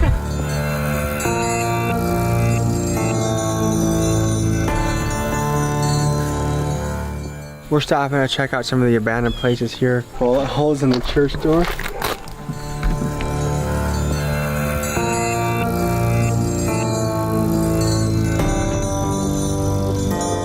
I almost think this is a symbol, a greater symbol of like the church falling and the church collapsing and drugs taking over. I think America used to be a much more Christian place, and agree with that stuff or not, it kept people on a certain path in life. And when Nietzsche said God is dead, the question that comes after that is what replaces God? I'm a rapper, I'm a freestyle rapper. Oh, actually really? just got done in my barrels. So, but yeah, this is actually one of the most darkest parts in the valley. Right over there on that property, there was a double homicide and a suicide. Ever since then, every time somebody tries to build over there or something goes on, they always leave. Right over here, there used to be rituals and stuff on this road. We call it Party Road. And there used to be actual like demon worshipers that would have rituals and circles, and they blocked the trail off, but there used to be patterns and stuff up there, and you could see all kinds of creepy stuff where they'd done rituals. This seems like a place where kind of just strange things happen. Yes, all the time. Actually, a red house down the road, it's about 4 houses down on the left, and they actually worship Satan. Wait, we're just down the street from some Satan worshipers? Yeah, and we love Jesus. We're Jesus worshipers. And that's a red house that's kind of on a hill. It's like 4 houses down on the left. If you swing by on Halloween day, they'll be outside all day in these little masks, like dancing and singing and all kinds of stuff. Is that blown up meth lab? Should we stop by it? Yeah. We're going to a meth lab that blew up. We just was driving by and it's here. This is like hills have eyes a little bit, like eyes are on you. Someone's ready with a rifle to shoot you. And the bitch pink, BVS is in my ring, really water like a sink. 40 racks in my jeans like a nigga ride a brink. When a meth lab blows up, tell me about what happens and what you've heard about. Most people are wearing synthetic clothing now. It melts with the skin. You can't pull it off. So people's clothes melt to them? Melt to them. They can't get it off. It literally just burns with the skin. It sounds horrible. If we kept driving, we would probably see several other places like this. All right, folks, we just got invited to a music video, so we're gonna go check it out. You guys are shooting a music video today. Not today. We're actually just preparing the scenery back here. It's not like, you know, some fancy music scene. This is actually where he started out rapping and stuff like that. So what's the idea, what's the concept for this one? Now during the days, you can catch me at 11 o'clock our time, and I'll be rapping in this barrel, freestyling, and it'll be filled with water, and I'll be dunking in it. If people send a certain gift, I'll dunk in it while I'm rapping and come back out of the water still rapping. Sometimes I'll be diving in. It's crazy. Trying to make a music video that's kind of combining that, because this is also the root of where it all started. Okay. And we're gonna try to spice something up. Now I did used to live here in this camper. This is actually his family's property. Right after high school, he actually let me move my camper, and my dad got me onto his property because my family was splitting up. Is this a tree fort or deer stand? That's actually for the swing. Oh wow, you want to do the thing? You want to show them the thing? Yeah. I be getting to the money, bitch. I got a bag, I don't got to stress. Got real killers in the set. I don't think I'm one, you should come and test. I ain't talking about a hot run, Brother, you could join a circus, huh? Yeah. Are we in the holler right now? We're in the valley. Okay. We're in what the valley. makes something a holler? So deep that no matter how loud you holler, nobody's gonna hear you. I actually used to work at McDonald's when we lived here. Well, we started getting so good on TikTok that really didn't have to work for McDonald's anymore. And then they flew us out to LA and officially hired us. And so now we work full-time TikTok. That's what we do. I'm live streamer. How is that? It's awesome. It's great. It's been about 4 or 5 months that we've moved out. Me and my bro Wes, and we got our spot right up the mountain, in the Meth Mountains. Is there, do locals I mean, notice that? when I was in like high school, I heard that a lot. I never got into that, and I'm not gonna lie. Before I was 20, I was on a dark path. You know, I grew up without a dad. I didn't meet him until I was 20, and my mom was gone all the time working. Kind of did what I wanted, and I did fall into drugs, but I never did that. It was more like hallucinogens. And then I got saved by a higher power. It wasn't by a man, it wasn't by a book or a church. It was by a higher power. I accepted that. Now I'm living a different life. What does the rent go for around here? $200 or $300 a month. It really just depends on who you find. If you find, somebody that owns another house and they're willing to let it go for that, That's crazy cheap. Like I've never seen a place that I can get for $200 or $300 a month. Right. So normally what it is people come through with comments and they comment random words, but each person gives me one word. I can throw those into the mix while I'm going. You got a word? Bank. Okay. Holler. Dragon fruit. Bro, my name is CJ, I just hope you understand. I'm trying to make 100 or maybe 1,000 grand.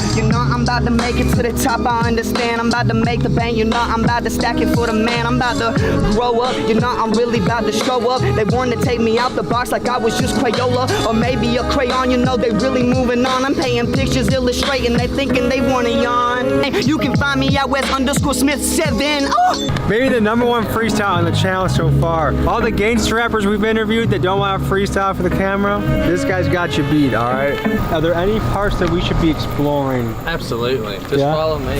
This is the cave. Right next door, huh? All right, so now that we're in a cave and we're getting deep, let me ask you guys a deep question, okay? Do you guys feel represented under Joe Biden? No. No. Do you guys feel better with Trump? Yeah, absolutely, no hesitation. And why? He's a lot more there in his head. He can ride a bike. He can walk upstairs without falling, Do you guys feel proud to be Americans?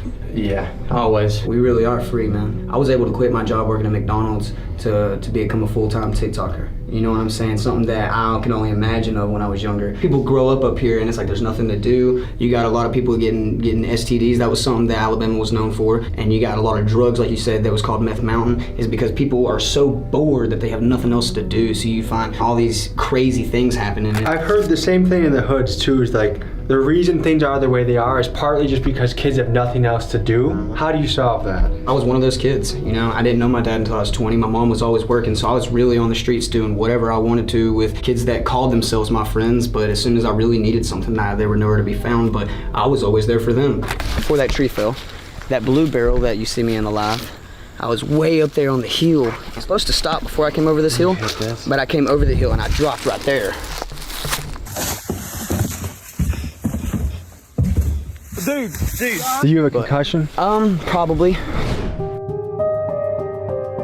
I used to get out of the house and stuff a lot, and I would run over to this place that used to be friends with my dad. This guy, he had a wife and they had 3 kids. The woman that he was married to had some kind of relationship with some other guy or whatever. He knew their schedule because he stayed over there all the time. The father would go to work normal hours in the day, like a 9 to 5. The kids would get on the bus, go to school, come back late. The mother worked a night shift. When the kids went to school, when the man went to work, and then the lady was home, he had went in the house, lady, shot her in the head on the bed, her again after she was went back in, fell asleep on the couch. School bus pulls up, kids get home, go inside the trailer.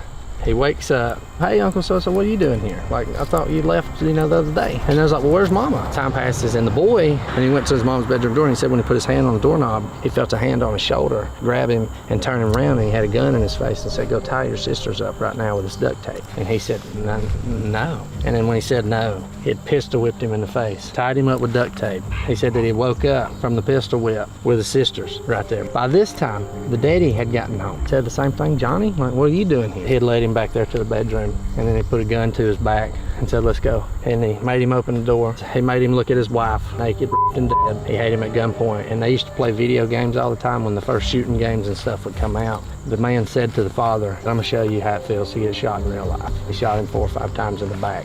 The boy gets out of the duct tape, so he called his grandparents, and his grandparents called 911. He said his sister's free. At that point, dude, SWAT team, news crews, there was a helicopter, because he was still in the trailer.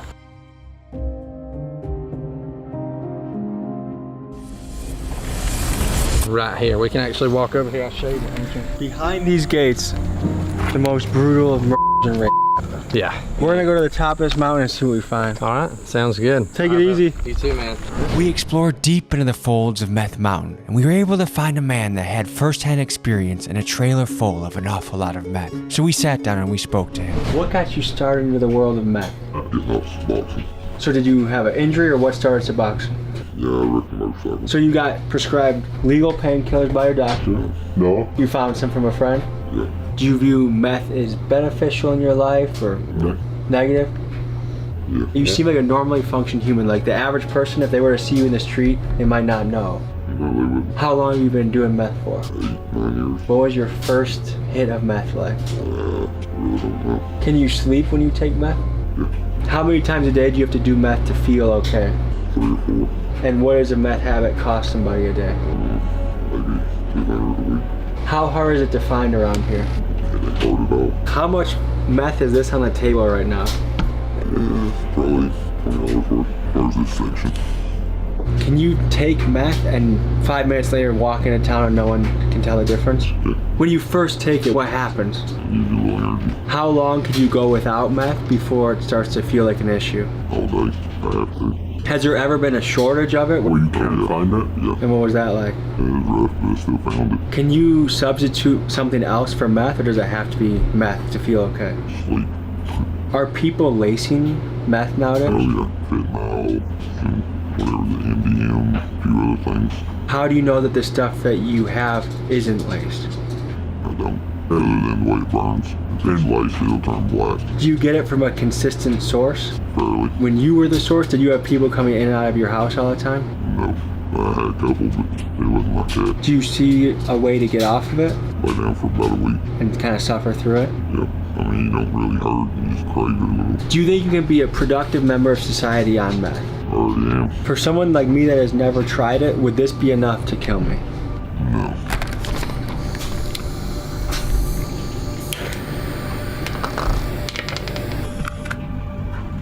Do that and just snort it. Oh, you go through your nose. Yeah. Can anyone get high off secondhand on this? I would say so, somewhat. I'm gonna drive my car real good back to the hotel. Are you sober or high now?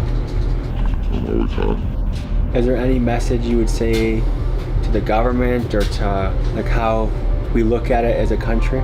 Stop supplying Suboxone and methadone. Just don't do it. Do you hope to get off it one day? I already plan on. I've been slowing down. And that's a wrap, folks. Thank you for joining us on this episode.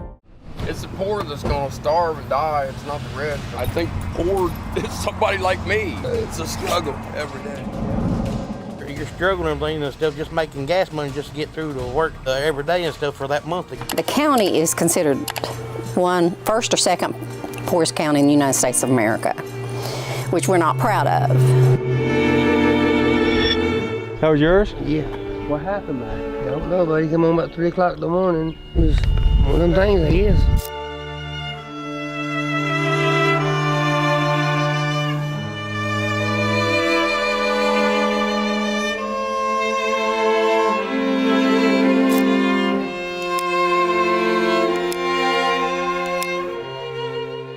So it's poor, that's for sure. Yeah, it's poor.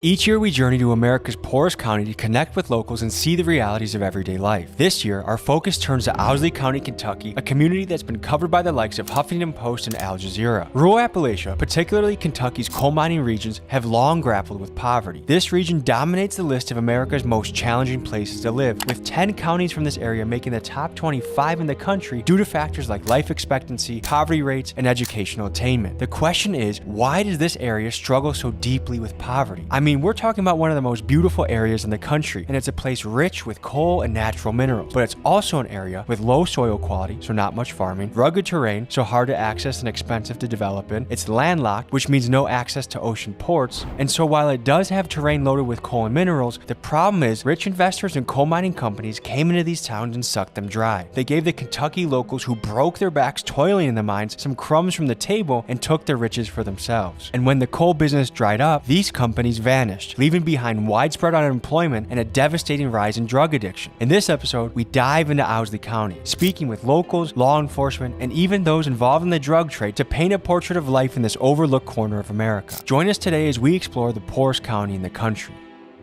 And to give some context, this episode was filmed over the course of 2 visits, one in 2022 and one in 2024. Here we go.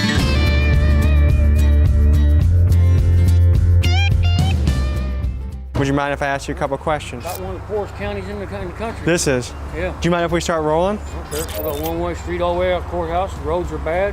Local law enforcement don't want to do their job. So what's missing from law enforcement? Like what kind of crimes are happening that they're not? Drugs. What kind of drugs? Like fentanyl? Meth, heroin, you name it. And you said this is one of the poorest counties in the country. Yeah. Is that kind of like a reputation it has? It's always been that way. The older generation didn't want no factories or nothing like that, so now the younger generation is paying the price for it. So there's not really good job opportunities here. You either work for the school board, courthouse, or the county. It's the only job. So is there a high unemployment rate here? Yeah. And the people that are unemployed they collect? They're on disability or live on food stamps and stuff like that. And what percentage would you guess of the population is that, of this town? I'd say probably about 80% of it. 80%. Wow. Do you feel represented as an American? Yeah, I did when Trump was in, but not now, no. So you felt like Trump kind of had small, like little town America's back, but not the current administration? Yeah, he had the people's back. He didn't have the government's back. What about this current administration makes you feel underrepresented? Well, a gallon of milk is $7 here. So inflation is hitting people heavy. A gallon of milk is $6. Yeah. That sounds crazy. How could a town like this recover and have a second wind to it? Well, they got plenty of farmland. Want to do it. Let some company buy something, build a factory, start some, give something for the youth to do, other than school and running around the roads and hanging out with their own crowds. So basically, because there's a lack of opportunities for the youth, they're running around getting into drugs, starting those the young, and then that starts a cycle that's going to keep the city economically depressed. Yeah. I moved out of here when my boy got up to high school age, moved to Indiana, so he have a better chance. Now he's working up there and he's making $30 an hour in the factory. That's damn good. His wife's making $15 in that factory, so And it just feels like the opportunities here aren't there. They're not here. So if you were president of this country, what's one thing you would change to help a county like this? I would lower the price of food, gas, give more job opportunities for people in the counties, not worry about big companies as much as they do and worry about the small people. So does it feel like the cost of living is getting so high that it just almost feels impossible to get ahead? I go through $800 a month in food. Wow. What percentage of the town would you say is into harder drugs? I'd say probably over 60%. I've literally sit on my front porch 3 o'clock in the morning and watch people walk down the middle of the highway in their underwear. Really? Yeah. Interesting. Any final thoughts or any advice for us going forward here? Is it sketchy here? Run. Like, is someone? If they don't know you and you step on their property, they'll shoot first and ask questions later. Wow. Well, thank you for the heads up. Okay, so first question I have is, do you feel represented as an American? Do you feel like the government has your interests at heart? No. Hell no. I mean, look who we got as a president, Joe Biden. I mean, not that Trump was any better, but I mean, at least he was making stuff happen, They're just running this country in the ground. I mean, look at inflation, look at gas prices.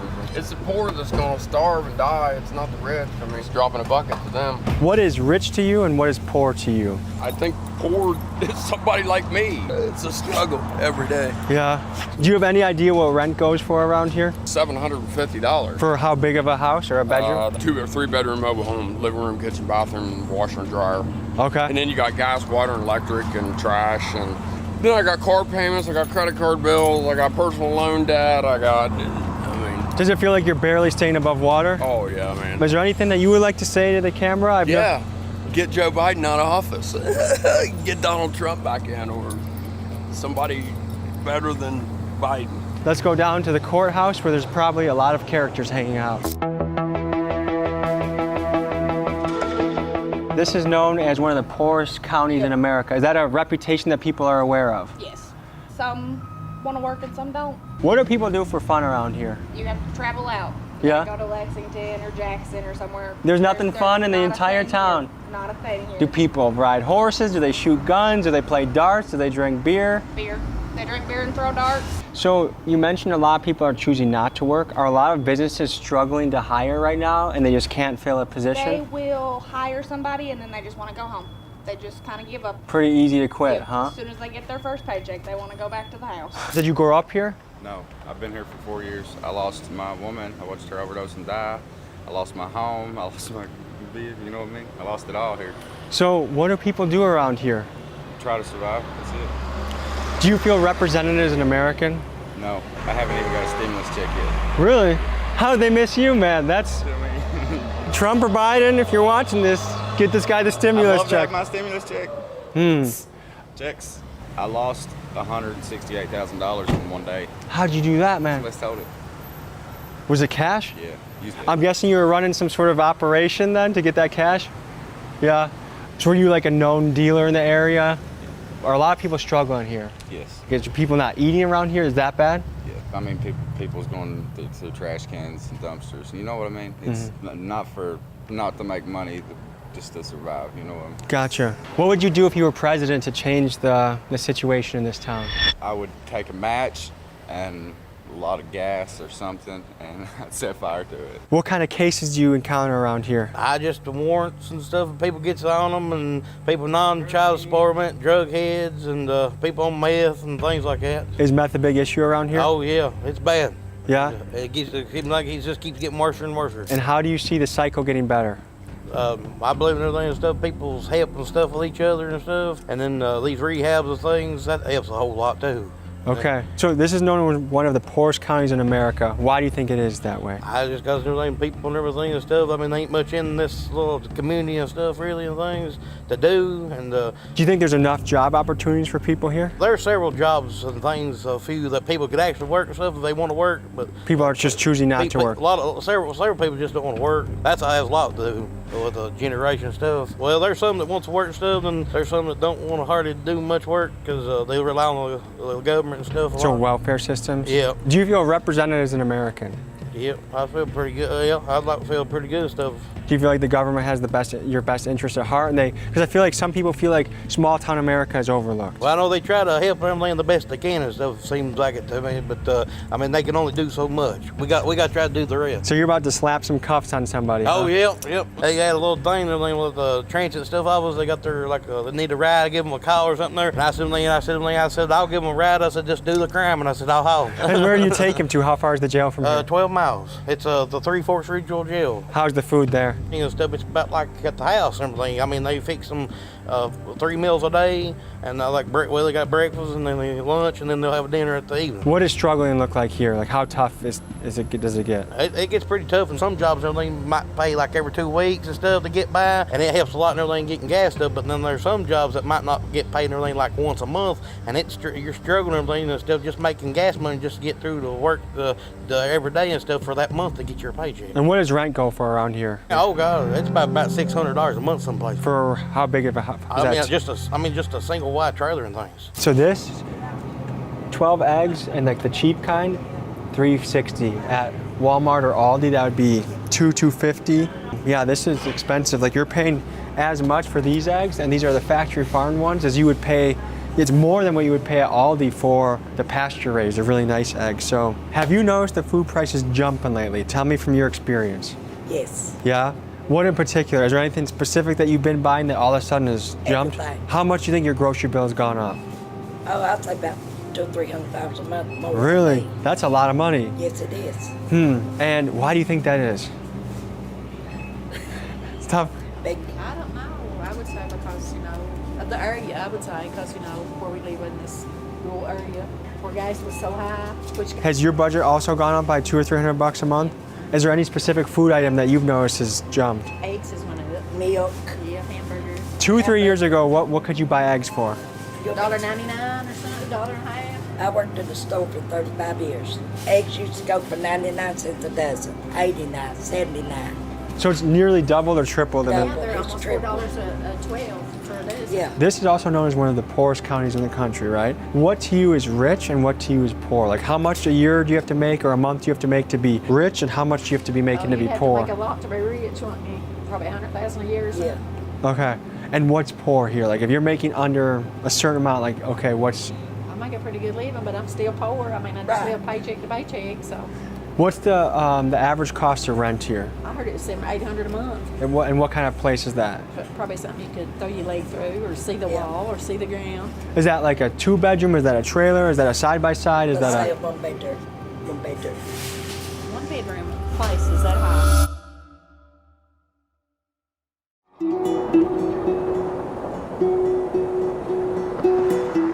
We're here in the beautiful state of Kentucky to dive into the poorest county in America, Owsley County.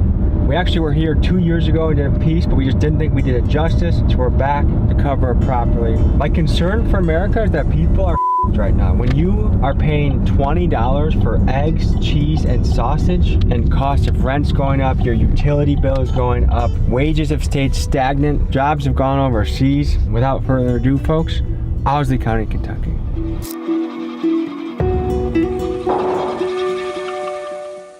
What's life like around here? It's pretty boring, to tell you the truth. See, you're strapped up. They like to rob you. There's a lot of robberies around here? Yeah. You ever have to use it? Not yet. That's good. Not on people, anyway. Okay. What do people do for fun around here? They ain't much around here, too, though, to tell you the truth. You don't square dance or do any of that? Nah, they ain't nothing like that around here anymore. They used to be all kinds of stuff, but now they ain't nothing. How have things been economically with cost of living going up, rent going up, things like that? What has that been like in the area? It's pretty rough on a lot of it because just ain't got the money to do it. Just like my truck and that stuff history and me out paying bills trying to. Cost me almost $400 to get it fixed. To get your truck fixed? Yeah, that's most of my money right there. Are there a good amount of jobs around here? No, they ain't nothing. What are my options? $1 short of the BB. If you could talk directly to the president, what would you tell him? I'd tell him to bring some jobs around here where people have something to do besides out stealing and robbing and... A job will give someone something to do besides stealing or robbing? Yeah. Might get them off of all these drugs. All right, bro. If you're a true American, you want America to be better for everybody. So how do we get there? What's the roadmap? What are the hurdles in our way? And what are some actual solutions that could get us there? I happen to think that with the amount of money going in with taxes into the federal government and state governments every year, you gotta imagine that there's better solutions than what's been going on now. Nice to meet you, man. Nice to meet you. Tell the people where we are right now. Right now we're in Booneville, Kentucky, just outside of town. Booneville sounds like a city from a movie. It's got something to do with, they say Daniel Boone camped out here, you know.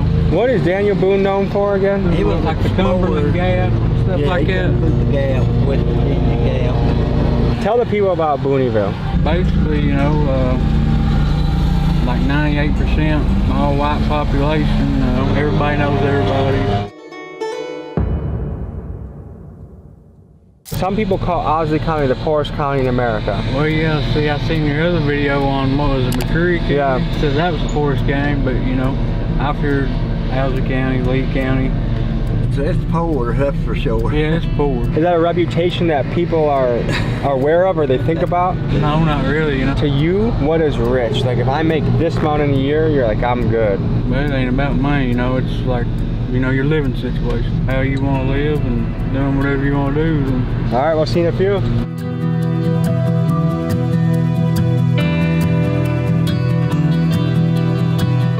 You can tell just by who's shopping at the gas station that meth is definitely an issue in the area. My hunch tells me that fentanyl has creeped in here too. I know that this is kind of middle America and some of the trends that happen in LA, New York are slow to hit, but fentanyl has pretty much creeped in everywhere now. So I want to explore a little bit more about that.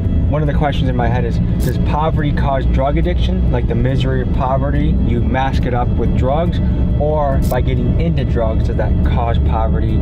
Chicken before the egg kind of question. Anyways, we're driving through the beautiful hill country of Kentucky. There's bluffs, there's trees, there's wildlife, the birds are chirping. I'm gonna go a little bit deeper into Owsley County and talk to the locals. Gage said he had some friends he wanted to introduce us to and to follow him. So we left the parking lot and hit the dusty trail. Here's what happened.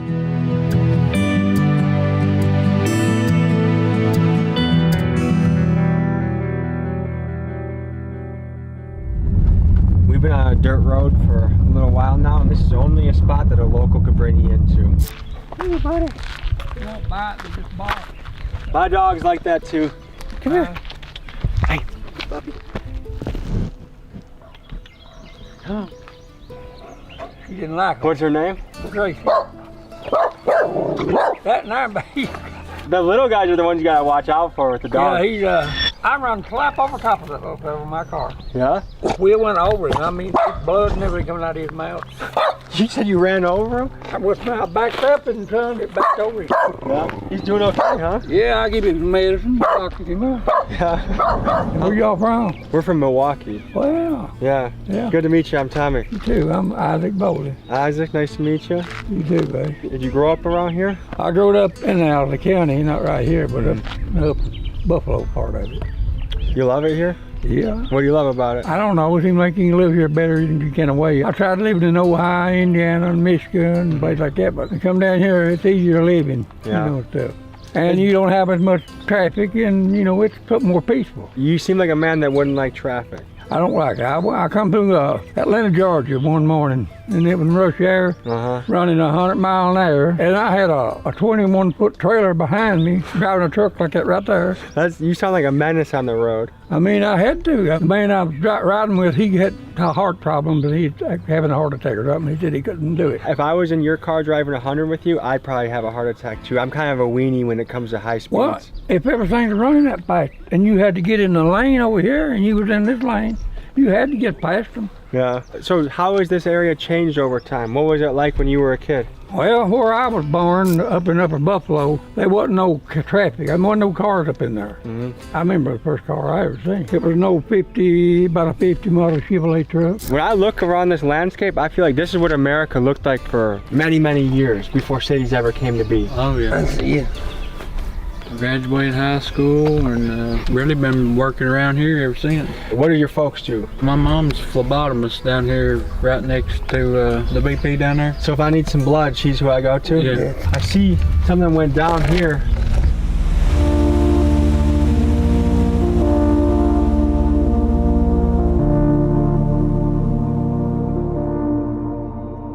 That was yours? Yeah. What happened there? Don't know, buddy. Come on about 3 o'clock in the morning, smoke something out the windows. You got a mean ex-girlfriend or something? That's what I was trying to figure out, yeah. I don't think I made one that mad, though. What do you think happened? Just don't know. Just one of them things, I guess. How long ago did this happen? 2 months ago. That's a big life event to have your house Yeah. burned down. It's pretty bad, yeah. I mean, I guess insurance isn't going to cover this?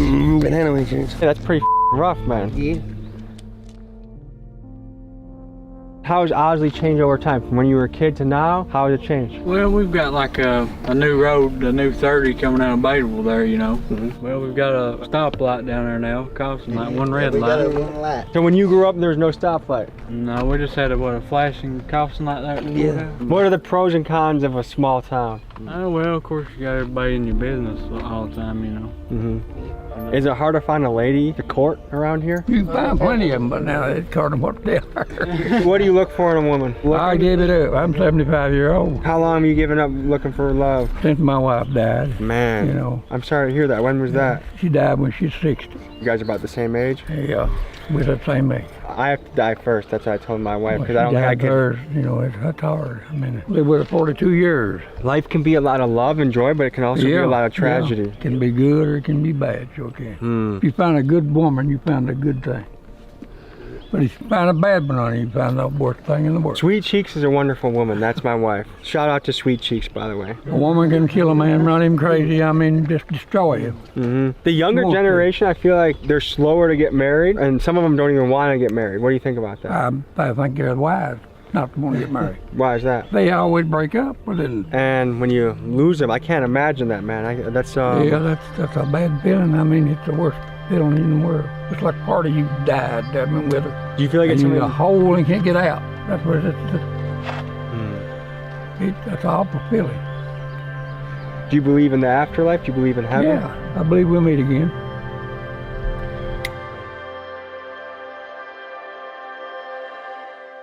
If I want to date someone around here, what are my options? Where do I go to find them? What do you look for?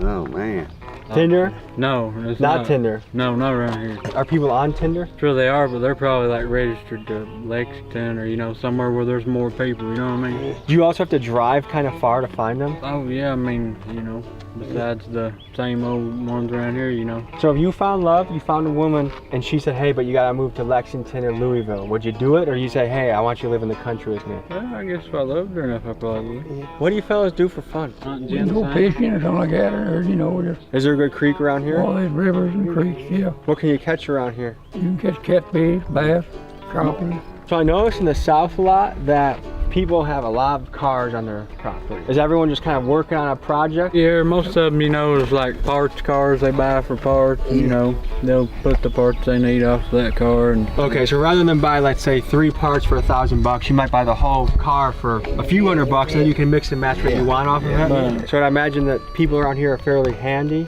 Oh yeah. Yeah, everybody's self-sufficient, most of them. And if I wanted to find a job around here, is that hard to do? Ooh, yeah. You'd be screwed. Yeah? it's pretty hard, Or, you know, mowing yards. That's what I'm doing right now. You do some welding Dollar as well. stores. I went to school for it, yeah. How far do you have to drive to find a welding job? At least to Lexington, so what? Yeah, at least.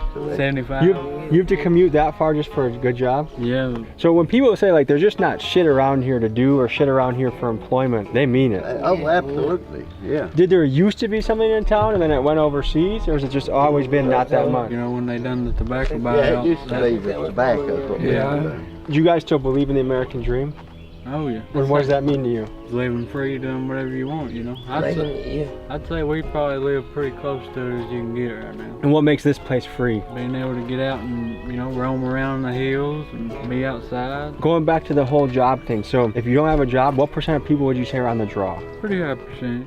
Let's talk about rural welfare, which around here people refer to as being on the draw. In Kentucky, about 1 in 8 people live below the poverty line, but when we shift to the more rural Appalachian area of the state, that number jumps to 1 in 5. So to remain afloat and have their basic needs met, many of these families turn to welfare. A family of 3 that qualifies for welfare receives about $524 per month. For many families, of course this helps, but this is still a life on a bare bones budget that doesn't allow much margin for error. Like for example, remember the guy earlier this episode that was having trouble with the $400 bill to fix his truck? Yeah, that's a lot of folks around here. The pressures of poverty and the rising cost of everyday living is leading some people to wonder if the American dream is still within reach. If someone's on the draw, how much are they getting a month and how much does it actually help? Not exactly for sure on the amounts.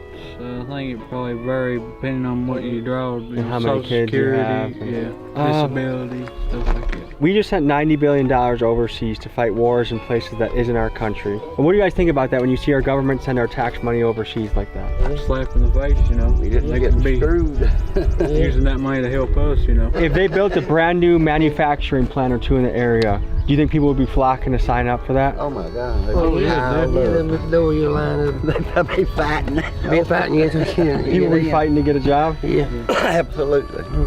I want to draw attention to a pair of tits I see on your arm. Who is that? That's, I don't know who she is.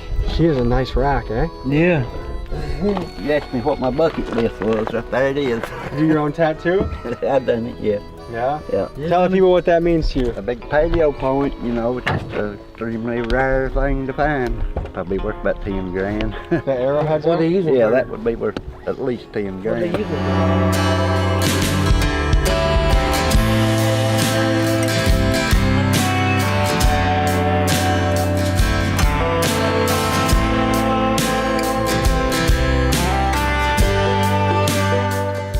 Is this a place in America that probably gets forgotten about? You know, it's not hip and trendy. It's not the LAs and New Yorks of the world. People just call it bum or podunk. And so because of that, no one needs to run on a campaign that's going to help this place because, well, it's only a few thousand votes. Who cares? As long as I win the cities, I win the election. You feel like a lot of people suffer from like depression around here? Oh yeah. What do people do to get help? Is it just like self-medicating or is a lot of resources? Yeah, a lot of people do drugs. Yeah. What percentage of people you would say are on something? 50 to 65%. One of the things we're covering is rising cost of living, and groceries are a big part of that. We're at the one grocery store in town. How do you think about the prices here? A little high. A little high? Everywhere you go in America, locals will tell you about the crazy grocery prices. US Today states that the average American family now spends over $1,000 on groceries, and the US Department of Agriculture says grocery prices are up 25% since 2019. Due to crippled supply chains, it was kind of understandable that food prices went up during COVID, but even then it still felt like we were being gouged by grocery stores, and it turns out we were. The Federal Trade Commission released a report that said large grocery store chains exploited product shortages during the pandemic by raising prices significantly more than needed to cover their added costs, and they continue to reap excessive profits. And not only did they gouge us, but we've also now been hit with shrinkflation, which is the practice of items decreasing in size, but they still charge us the same amount. Many people are feeling stretched to a breaking point when it comes to feeding their family, and in a town like this with only one grocery store and no competition on pricing, it is especially tough. Do you feel like the cost of living has just gone up in the last few years? Oh, definitely. Where have you seen it most? Groceries, gas, just everything really, you know what I mean? Do you think more and more people are just stretched? Oh yeah, definitely stretched thin. $100 bill, you know, is like a 20 used to be, you know what I mean? Like one thing I've seen from cities to here is like I can go either as cheap as I can, like Aldi and Walmart, or I can go expensive like Whole Foods or fancy shop. But here you got one option to shop. So let's just go walk in and let's look at the prices. A dozen for $4.50. Do you remember when that used to be like $1 for a dozen only a few years ago? Oh yeah. The cheese, $3.09. $5.60. One of the things that happened from the pandemic is like they raised all the prices after the pandemic, but then once things went back to normal, they never raised them back down again. Right. When you see corporations having record profits, like what goes through your head right now? Well, inflation was killing them. That's the bottom line. Do you know how much you spend on groceries in a month? $300 to $500. What do you think needs to happen to make like more people proud to be an American? I think with the whole immigration ordeal right now, like I think we need to slow way down on that, because you know we're letting all these, I mean they're illegal aliens in, and you know we're giving them all this, you know, they give them food stamps and they give them checks every month, and there's American people that are out here starving, you know, homeless veterans. That right there, I mean, that's a shame to America, to me.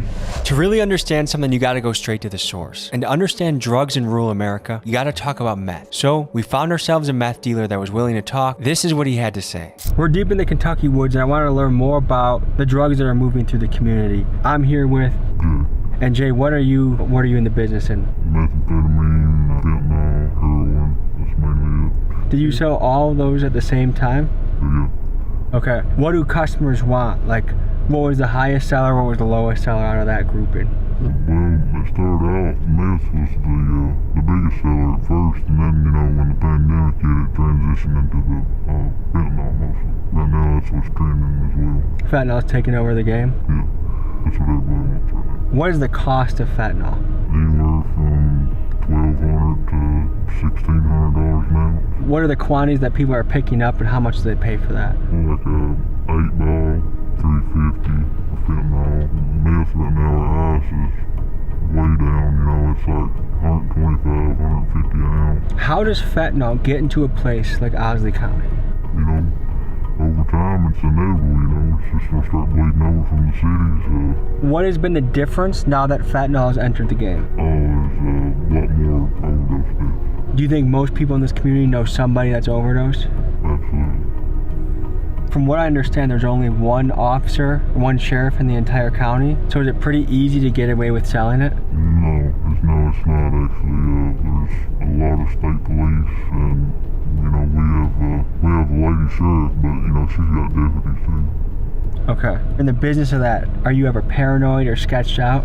Oh, absolutely, you gotta be. Have you had any close calls, or you ever been caught for doing any of that? Yeah. And what happened? Went to jail. It's a traffic stop. Traffic stop, and they found it in the vehicle? Yeah. Okay. What was that like? Well, you know, just pulled over, and they've got a dog. They run the dog, and when it hits, they have probable cause of search. Was your heart racing at this point? See, I was nervous. I mean, I would imagine. Do you feel like if there's more opportunities here for people that they would be less likely to do drugs, and that drugs are kind of just a way to numb yourself if you feel like you don't have a lot of options?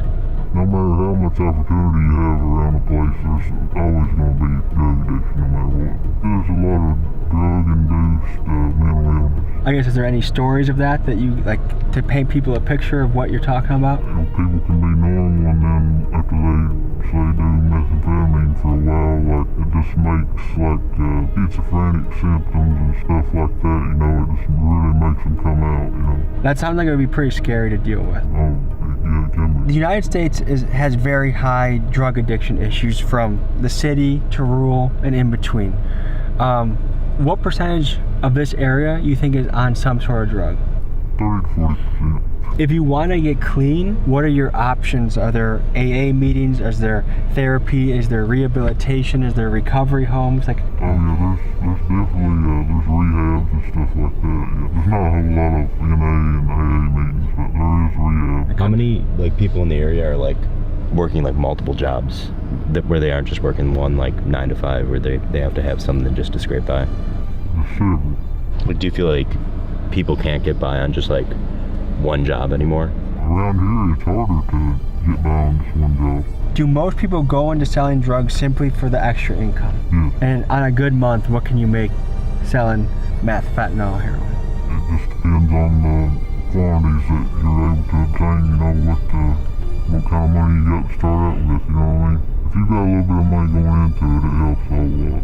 At least enough to buy an ounce quantity of either. What's the biggest week or month you've ever had in business? Probably 20 grand. 20 grand? Yeah. What did you do with that money? Well, I ain't got nothing to show for it now. You pissed it away? Yeah. What kind of things did you spend it on? Well, at the time, a lot of it I spent right back on drugs. How has being in this business like impacted your mental health? Well, at first, you know, it impacted it severely, you know, but eventually, you know, you'd be surprised what you can normalize, you know what I mean? Is there any thoughts that you like to share with people back home? The only message I have to people back home is to try to put the fentanyl down if you can, you know what I mean? Because eventually, it will get you eventually. If you're f***ing with it all, you are going to die at one point, you know? Well, thanks for sharing your thoughts and your story, and we'll see you in the next part of this episode. We heard a rumor going around town that a female police officer damn near patrolled the entire town by herself. We went to her office to go talk to her. She was a little bit camera shy, but she did say her lieutenant would do an interview. Here's what he had to say. I'm Tommy, I'm here with Gavin Shanks. You got a firm handshake. Tell me, what is it like being a deputy in Owsley County? It's a pretty good experience. We definitely we get quite a bit of good calls and stuff. To be such a small town, we get into a lot of theft cases, a lot of dope cases. When you refer to dope, which drug is that? We get primarily a lot of methamphetamine cases. We do get a lot of marijuana use, but it's not typically something we don't worry about it as much as we do the other. Do you feel like arresting someone for weed is kind of a waste of time? Typically, I'll be honest, I don't arrest for weed. I usually write a citation and just seize the marijuana. If it's a very large amount, it kind of puts it into a different scale because it kind of bumps it to like a trafficking case. Yeah. To me personally, I've never actually arrested on it. I always just write a citation for it. Not that I'm in trafficking marijuana, but I just think it's, I feel like of all things you can be put in a cage for, weed is like, come on. Has theft gone up in recent years or has it stayed steady? I think it's definitely, I think it definitely goes up and down. I think right now it's up a lot. I think one of the leading things of theft is drug use. I think a lot of people, when they start using drugs very heavy, it turns into theft to pay for an addiction. Yeah. Do you think poverty creates drug addiction, or drug addiction creates poverty, or it's kind of the same side of the coin? I definitely think, if anything, I think the drug addiction definitely is the lead to poverty before poverty would be the lead to drug addiction. You know, I speak to a lot of these people we arrest, and a lot of people we, don't arrest. We just have conversations with them, and a lot of them, whether they're telling the truth to me or not, they don't. I don't know, but they'll always say, I want to get off of it, I just can't, and so it kind of leads them down that path of not being able to stop, even if they wanted to. And I think it slowly leads to that poverty level because they're unable to pay for other things, trying to pay for that addiction. If someone truly wants to get clean, what are the resources in the county for them to explore? So one of the big things is, especially on these like first-time offenders, we always try to give people the opportunity for rehab. We'll send them to a 90-day mandatory rehab, usually on the first and even second offense. Who pays for that? The county does. The county, That's really big. If it's a mandatory rehab, we put them through, where the county will have to take that in. We also have a rehab right here in the county. What do you, if you had to guess, what do you think the success rate of a 90-day rehab is? Man, sadly, I'm gonna angle on the low side, just because it's not because it doesn't necessarily work or that's not a good rehab. It's just that people don't have the drive for it, and it's hard to conquer that drive in such a short amount of time. It's usually a good refresher, and we definitely see a change in people. In that 90 days, you know, previous to us arresting you, and that 90 days, you will look like somebody we don't even recognize. But, you know, the biggest thing is after that 90-day rehab, what are you going to do with it? You know, are you going to continue to stay clean? And that's hard. A lot of people think that they can get out of rehab and go back to running with the same crew, and you know, it just 9 times out of 10 doesn't work out, you know. How has fentanyl changed the game? We are seeing an incline in overdoses here in the past, I'd say, year, and a lot of it leads back to fentanyl. We've had people we, you know, used to, if we came upon an overdose, we could Narcan somebody 1 or 2 times and we were able to get them back. Now we're seeing Narcan 9 to 12 times before we're getting a responsive patient back. So, I mean, it's definitely changed the game a lot, and you can't ever tell what it's going to be inside of. We get people who had a guy owed a few weeks ago, and he may not have told me the exact truth, but he said all he smoked was a joint, and he ended up overdosing. When they cleaned his stomach, he had overdosed on fentanyl. And so, you know, whenever you look at that it could possibly be in marijuana and stuff, I mean, you never know what it's going to be inside of. You could smoke a joint and overdose. What is it like carrying that with you? Like, I think a lot of people don't understand what law enforcement see on a day-to-day basis, because you see people on their worst day. You see the fight between the husband and the wife. You see the drunk. You see the person that just overdosed and died. Like, what is it like carrying that on with you? I guess you just have to always make sure you don't take everything home with you, and try to just remember it's a job. It does get hard. Try to always be compassionate to people, and even though we see them on our worst day, a lot of people just see us and always think the very negative of it all, but we try to be compassionate to people and be understanding. All right, folks, that was Owsley County. I think this is a very important American story to cover. I appreciate the people of Owsley County welcoming us in and sharing their story with us, because we're always thinking about what's the way forward. I wish that place the best. I wish some growth and prosperity in the future, and I'm glad we got to take an inside look. Thank you guys for joining me on this ride. I'll see you next week.